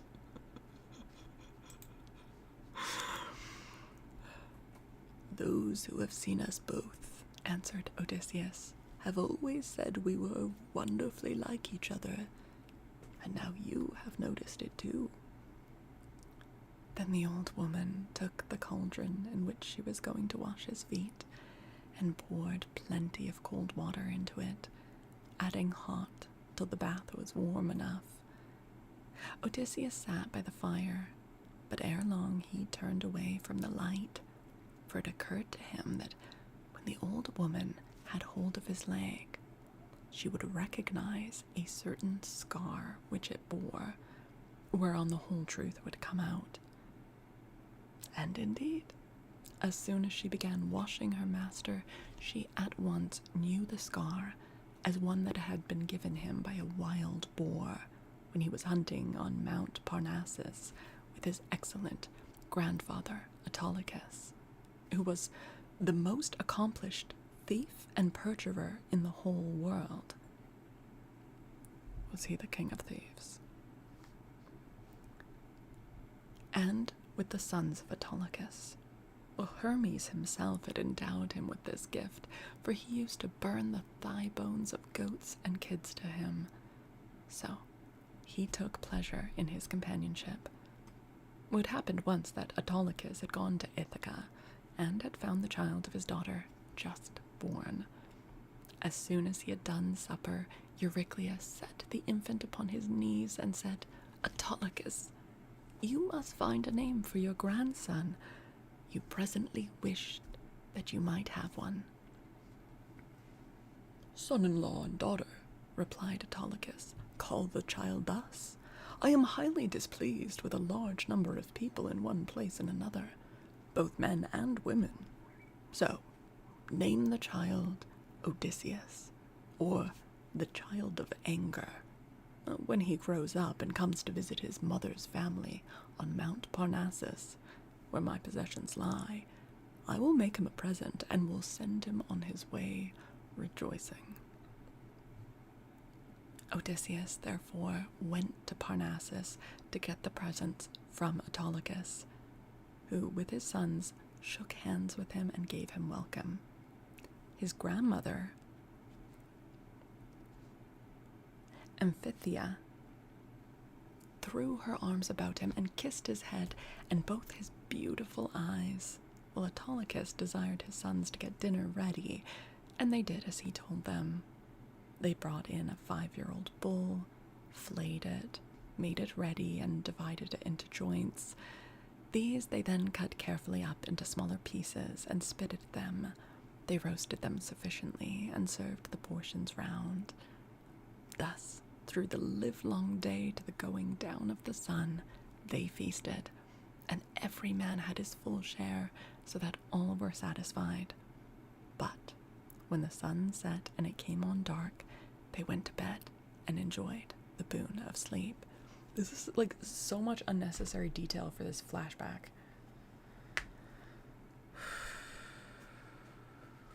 When the child of morning, rosy-fingered dawn, appeared, the sons of Autolycus went out with their hounds hunting, and Odysseus went too. They climbed the wooded slopes of Parnassus and soon reached its breezy upland valleys. But as the sun was beginning to beat upon the fields, fresh risen from the slow, still currents of Oceanus, they came to a mountain dell. The dogs were in front, searching. What? Baby, what? What? What? What? What is it? What? What? What is it? What is it? Oh my god. Okay. Oh, okay. Ma'am, can you sleep somewhere else, please? Okay. Hey, baby. You're okay. You're okay. You're okay. Yeah, it's fine. You're alright.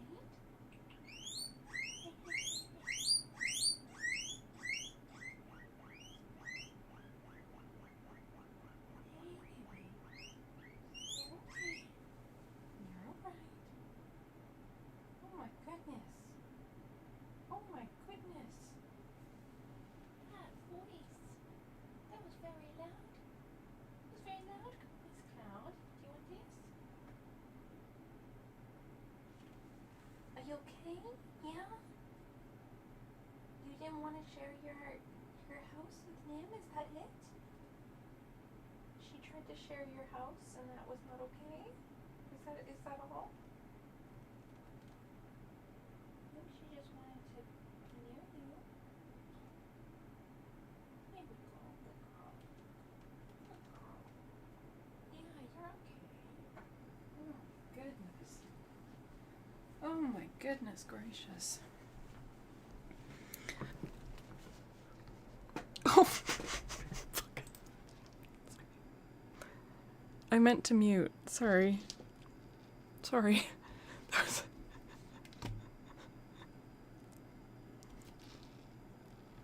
Could you hear all of that, you guys?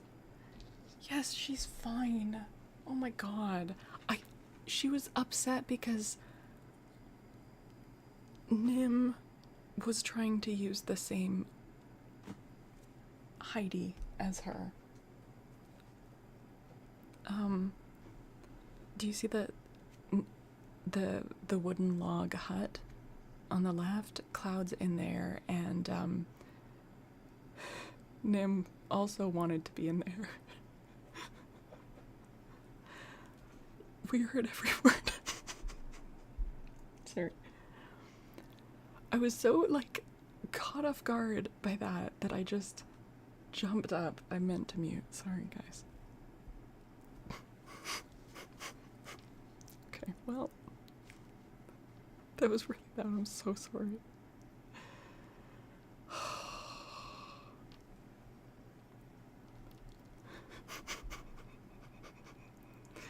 They can be so loud. Oh my god.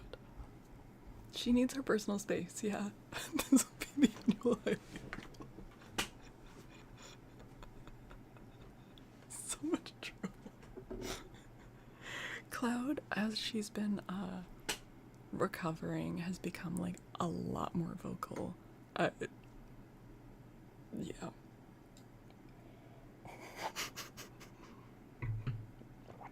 Okay. Okay.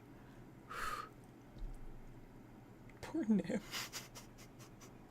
Nim's just like...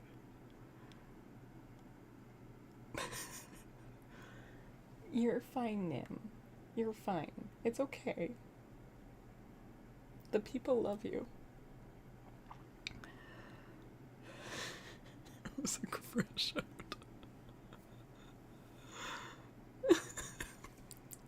Nim wasn't even like humping her or anything. She was just like trying to sit next to her.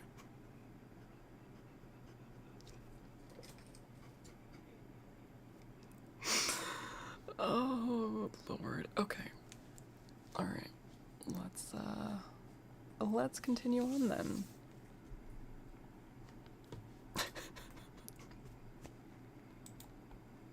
Christ. Okay. So we're reading a flashback scene about if you imagine this like as a film or whatever, Odysseus looking like an old man, Euryclea as an old woman washing his feet. Wait, is it Euryclea or Eurynome? There's like two old lady. It's Euryclea, yeah. And I think this is telling the story of how Odysseus got the scar on his leg that Euryclea recognizes, but it's just like so unnecessarily detailed. If you thought that was exciting, wait till you see what's at the other end of this language. Oh yeah, you guys though. The special Valentine's Day edition of the Lit Love mug is up just for the month of Feb. FYI. Okay, let's continue on with this ridiculous backstory. Aw, Paige, thank you.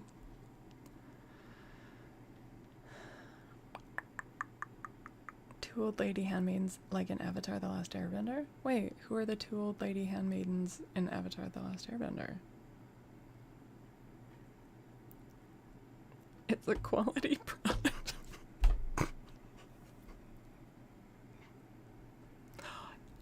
You're going to bed now, Fidge?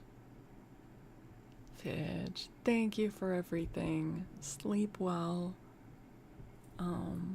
And I hope you have an awesome weekend. Wait, dude, I've watched that show like multiple times. What? The twins? What twins?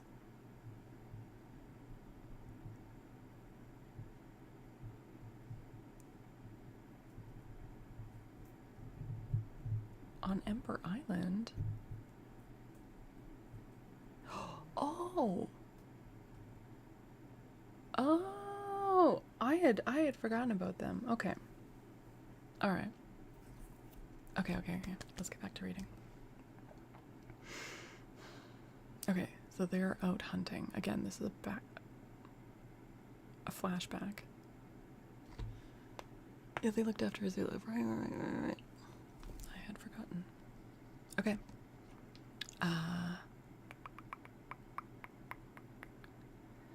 When the child of morning, rosy-fingered dawn, appeared, the sons of Autolycus went out, with their hounds hunting, and Odysseus went too.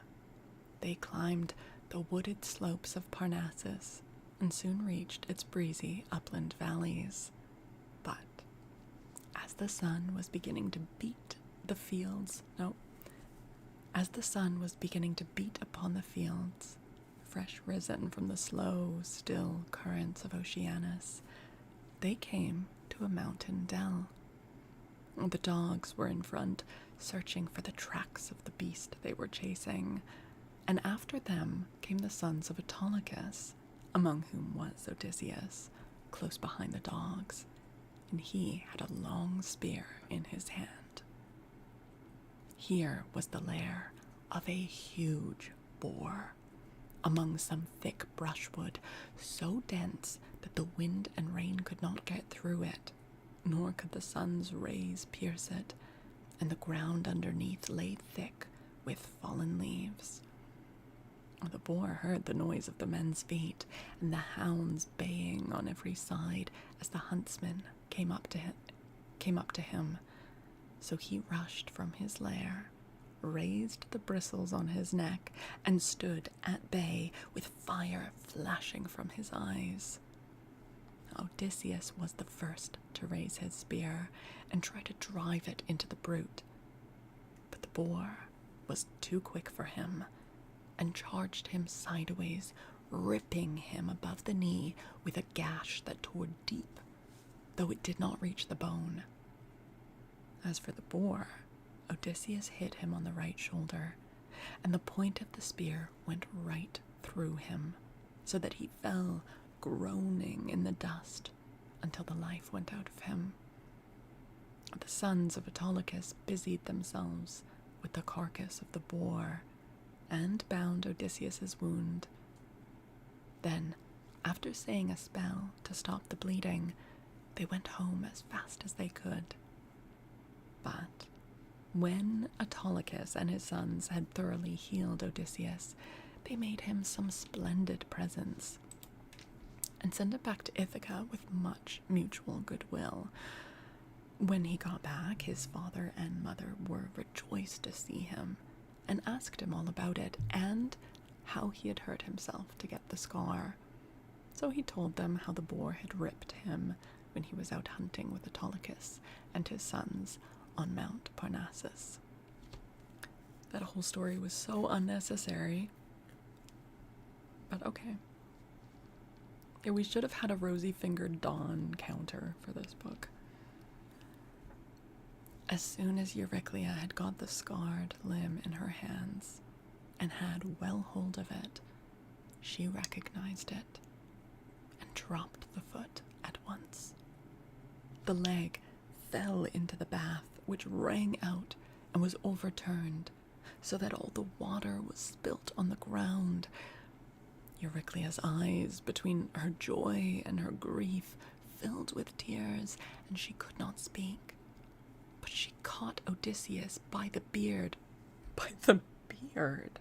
What? That's crazy. Just okay. But she caught Odysseus by the beard and said, "My dear child, I am sure you must be Odysseus himself. Only I did not know you till I had actually touched and handled you." As she spoke, she looked towards Penelope, as though wanting to tell her that her dear husband was in the house. But Penelope was unable to look in that direction and observe what was going on, for Athena had diverted her attention. Athena's over there just jangling some keys in her face. Like, this whole bath basin got overturned, and Penelope's just, like, staring at the wall, like... So Odysseus caught Euryclea by the throat with his right hand, and with his left drew her close to him and said, "Nurse, do you wish to be the ruin of me? You who nursed me at your own breast. Now that after 20 years of wandering, I am at last come to my own home again. Since it has been borne in upon you by heaven to recognize me, hold your tongue, and do not say a word about it to anyone else in the house, for if you do, I tell you, and it shall surely be, that if heaven grants me to take the lives of these suitors, I will not spare you, though you are my own nurse, when I am killing the other women." Oh, he's planning to kill the women as well?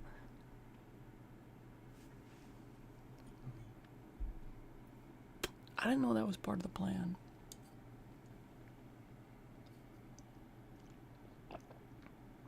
Wow, Red Sea. Velvet! Oh, what the heck? Welcome in, Raiders. Tiny gangsta hands. Velvet, oh my god, it's so good to see you. How are you? Hello! Oh my god, welcome in, everyone. You guys, make sure you are following Velvet.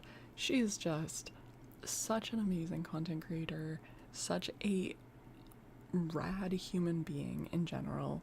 Mr. Banana, thank you for gifting a sub to Velvet.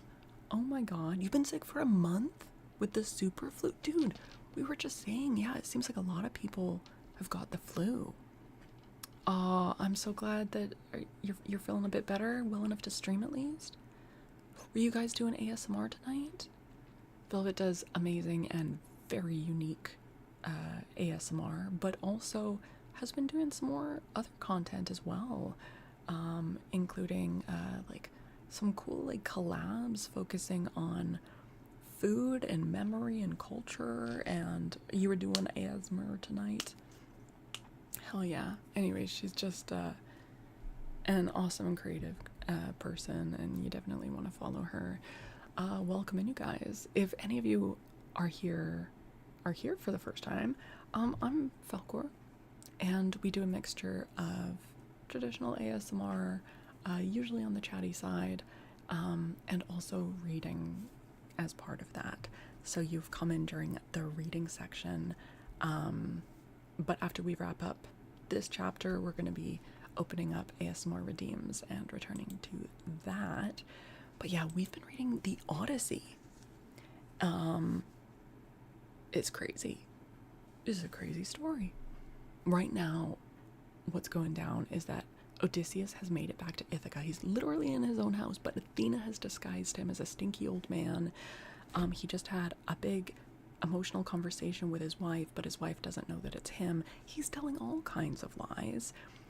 Every man in the vicinity and like neighboring islands wants to marry Penelope, and they're all being the most egregious hobosexuals and just sitting there stuffing their faces and killing all the like pigs and cows and drinking all the wine, and even Penelope is like, usually if a dude wants to marry a woman, he brings her gifts. He doesn't just squat in her house and like drink her dry and eat all her food. And So they're being awful. They want to kill Telemachus, which is her son with Odysseus. Odysseus has been away for like 20 years, right? So people think that he's dead. But he is back. He's made it back, but he's just he's pretending to be an old beggar so that he can kill all of the suitors. Because I guess he couldn't just go back and be like, hey guys, get the fuck out of my house. I'm home. Because they have invested so much time in wanting to marry Penelope. And when I say invested, I mean wasted. They have sat on their asses for years. Years. So he wants to kill them all. Athena wants him to kill them all. Telemachus knows that the old man is actually Odysseus. And what's happening right now is that Penelope has asked one of the maids to wash this old man's feet, as they would do with honored guests. But this maid that is washing Odysseus's feet happens to be his old nursemaid, like literally breastfed him when he was a baby kind of thing. She's a really old lady now, and she recognizes a scar on his leg, and she gets all emotional. Oh my god, you're Odysseus. And he just fucking grabs her by the throat and pulls her in and says, if you blow my cover, I will fucking kill you with all the suitors. So it's a lot.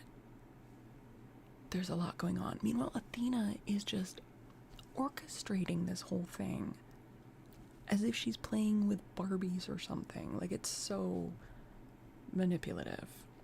Anyways, that's the TLDR. That's where we're at. Good night, Buddha. Buddha, sleep well. As a Greek god does. Yeah, they're like very negligent and then way too involved, and then way too negligent and then way too involved. Not a lot of middle ground. I don't know. But anyways, Velvet, thank you again so much. So amazing to see you. Feel free to hang out, or totally fine if you need to raid and run. Make sure you're taking care of yourself after your own stream. Oh, no, he wants to be married to Penelope. It's just for some reason Athena has basically instructed him not to tell Penelope who he is, because I guess maybe she's not a good enough actor and she would blow his cover. Yeah. Only Telemachus is supposed to know, but Euryclea, who is the old maid, figured it out. You'll be lurking and making dinner. Okay, sounds good. Sounds good. Okay, so he has got this old lady by her throat, and yeah, it's like if you blow my cover, when I kill all the suitors, and apparently the young maids, I'll kill you too. Yeah. My child, answered Euryclea, what are you talking about? Oh, you know very well that nothing can either bend or break me. I will hold my tongue like a stone or a piece of iron. Furthermore, let me say, and lay my saying to your heart, when heaven has delivered the suitors into your hand, I will give you a list of the women in the house who have been ill-behaved, and of those who are guiltless. Oh yeah. Just a little bit earlier in the chapter, she called all the young maids sluts, so Euryclea is totally fine with some of them getting myrtled. Yeah, she's fine with it. He was like, I want an old woman to wash my feet, and she's like, yeah, not these young sluts. And Odysseus answered, Nurse, you ought not to speak in that way. I am well able to form my own opinion about one and all of them. Hold your tongue and leave everything to heaven. As he said this, Euryclea left the cloister to fetch some more water, for the first had all been spilt. And when she had washed him and anointed him with oil, Odysseus drew his seat nearer to the fire to warm himself, and hid the scar under his rags. Then Penelope began talking to him and said, "Stranger, I should like to speak with you briefly about another matter. It is indeed nearly bedtime, for those at least who can sleep in spite of sorrow. As for myself, heaven has given me a life of such unmeasurable woe that even by day, when I am attending to my duties and looking after the servants, I am still weeping and lamenting during the whole time. Then when night comes and we all of us go to bed, I lie awake, thinking, and my heart becomes a prey to the most incessant and cruel tortures. As the dun nightingale, daughter of Pandarius, sings in the early spring from her seat in the shadiest covert hid, and with many a plaintive trill pours out the tale by how mishap she killed her own child, Atylus, son of King Zethus. Even so does my mind toss and turn in its uncertainty, whether I ought to stay with my son here and safeguard my substance, my bondsmen, and the greatness of my house, out of regard to public opinion and the memory of my late husband, or whether it is not now time for me to go with the best of these suitors who are wooing me and making me such magnificent presents. As long as my son was still young and unable to understand, he would not hear of my leaving my husband's house. But now that he is full grown, he begs and prays me to do so, being incensed at the way in which the suitors are eating up his property. Listen, then, to a dream I have had, and interpret it for me if you can. I have 20 geese about the house that eat mash out of a trough, and of which I am exceedingly fond. I dreamed that a great eagle came swooping down from a mountain and dug his curved beak into the neck of each of them till he had killed them all. Presently he soared off into the sky and left them lying dead in the yard, whereon I wept in my dream till all my maids gathered round me. So hideously was I grieving, because the eagle had killed my geese. Then he came back again, and perching on a projecting rafter, spoke to me with a human voice, and told me to leave off crying. "Be of good courage," he said, "daughter of Icarius. This is no dream, but a vision of good omen that shall surely come to pass. The geese are the suitors, and I am no longer an eagle, but your own husband, who am come back to you, and who will bring these suitors to a disgraceful end." On this I woke, and when I looked out I saw my geese at the trough eating their mash as usual. Girl, it literally explained what it meant in your dream. What do you mean you need it interpreted by this random stranger old man? It literally spelled it out to you, what it meant. She's like, what do you think it means?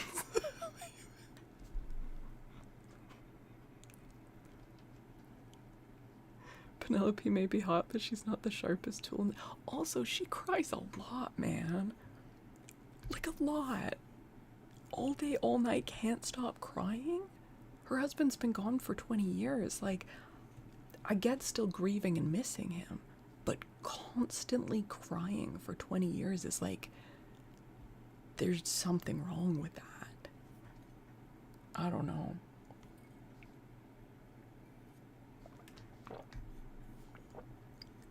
If it's an eagle, it's definitely Zeus tricking her. That's his favorite animal. Can I have a second opinion? Maddie, thank you for that 15 stream streak.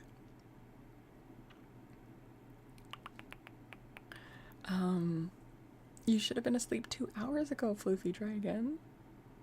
Aww. And Mr. Hezekiah, thank you for the follow. And Connor, thank you for the 7-stream streak. Oh my god. The muscles around her eyes must be hench as hell. That's crazy. So every time anyone sees her, whether it's like the maid or her son or like whoever, is just like, girl, wash your face. They're just like, wash your face. You're crying again.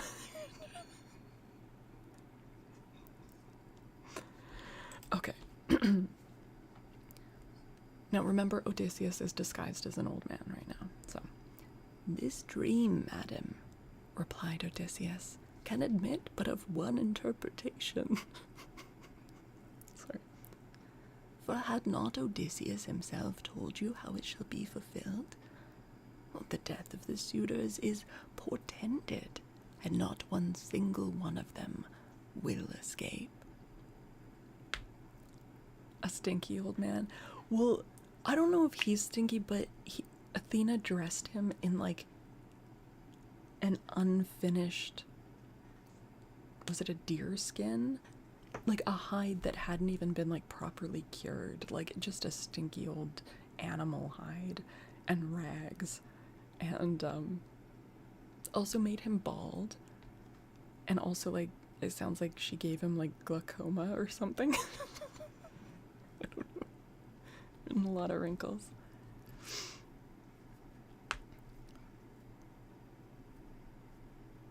He is 100% willing to slaughter all the maids. Yeah. Yeah. Hey, Dot. Hey. And Penelope answered, Stranger, dreams are very curious and unaccountable things. They do not by any means invariably come true. Well, there are 2 gates through which these unsubstantial fancies proceed. The one is of horn, and the other ivory. Those that come through the gate of ivory are fatuous, but those from the gate of horn mean something to those that see them. I do not think, however, that my own dream came through the gate of horn, though I and my son should be most thankful if it proves to have done so. Furthermore, I say, and lay my saying to your heart, the coming dawn will usher in the ill-omened day that is to sever me from the house of Odysseus. For I am about to hold a tournament of axes. My husband used to set up 12 axes in the court, one in front of the other, like the stays upon which a ship is built. He would then go back from them and shoot an arrow through the whole 12. I shall make the suitors try to do the same thing, and whichever of them can string the bow most easily and send his arrow through all 12 axes, him will I follow, and quit this house of my lawful husband, so goodly and so abounding in wealth. But even so, I doubt not that I shall remember it in my dreams. Dude, she's waited so long, and now she has this dude being like, I just heard about your husband.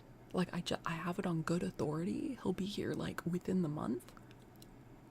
And she's like, no, now I'm really giving up. I feel like if I was, like, in that kind of grief, and then I heard that, I'd be like, you know what? I'll try not to get my hopes up too much, because it might not be true, but I'm just gonna wait a few more weeks. It's been 20 years. What's a few more weeks? What is she? I don't think she is. I don't know. It doesn't seem like she is. Sus old man, trust me, bro. Yeah, but...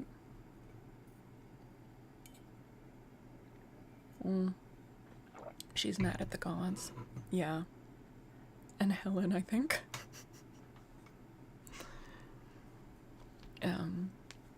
Then Odysseus answered, Madam, wife of Odysseus, you need not defer your tournament, for Odysseus will return ere ever they can string the bow, handle it how they will and send their arrows through the iron.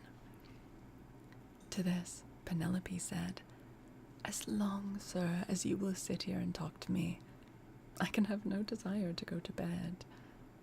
Still, people cannot do permanently without sleep, and heaven has appointed us dwellers on earth a time for all things. I will therefore go upstairs and recline upon that couch which I have never ceased to flood with my tears from the day Odysseus set out for the city with a hateful name."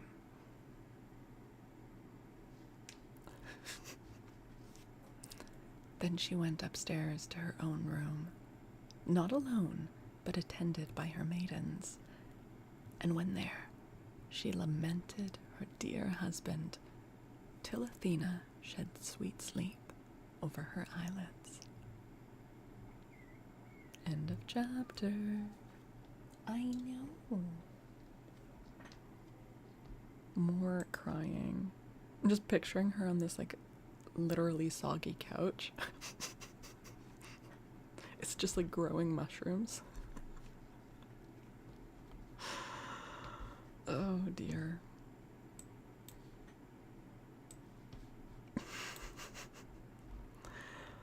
Oh. How are you guys feeling? We should probably switch to... I'm always tempted to like read the next chapter. I want to know what happens next, but we've been reading for over 2 hours now, so you can write this story to the end. Man, that means it takes us about an hour to read a chapter, and like these are long sections. To be fair, they're not even called chapters, they're called books. But we read book 18 and book 19. So, yes, but stream is not over, at least not on Twitch. I'm going to be wrapping up the stream over on YouTube. But we will keep going on Twitch. We're going to do some ASMR. Oh my god, Artax. Artax! What the heck? Thank you for the 1,000 biddies. That's incredibly sweet of you. Thank you so much.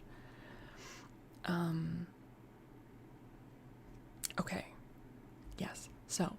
thank you so much to everyone who watched on YouTube. Again, that helps so much when people watch over there. That helps me accrue watch hours so that hopefully in the not too distant future we can maybe unlock the YouTube partner program.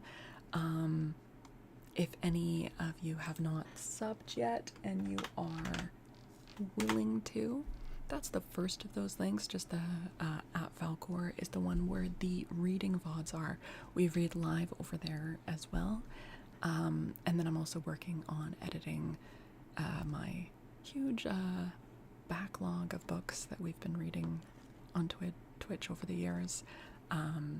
So I only started doing YouTube in November, so it's still pretty new. If you could drop a sub, which is the free option over on YouTube, and like the video, that's super helpful. Okay, and if there's anyone, I don't think there is, but if there's anyone over on YouTube that's only on YouTube, if you want to join us for the remainder of the stream, you can come on over to Twitch. Sean has posted that link in the YouTube chat. Yeah, okay, bye YouTube.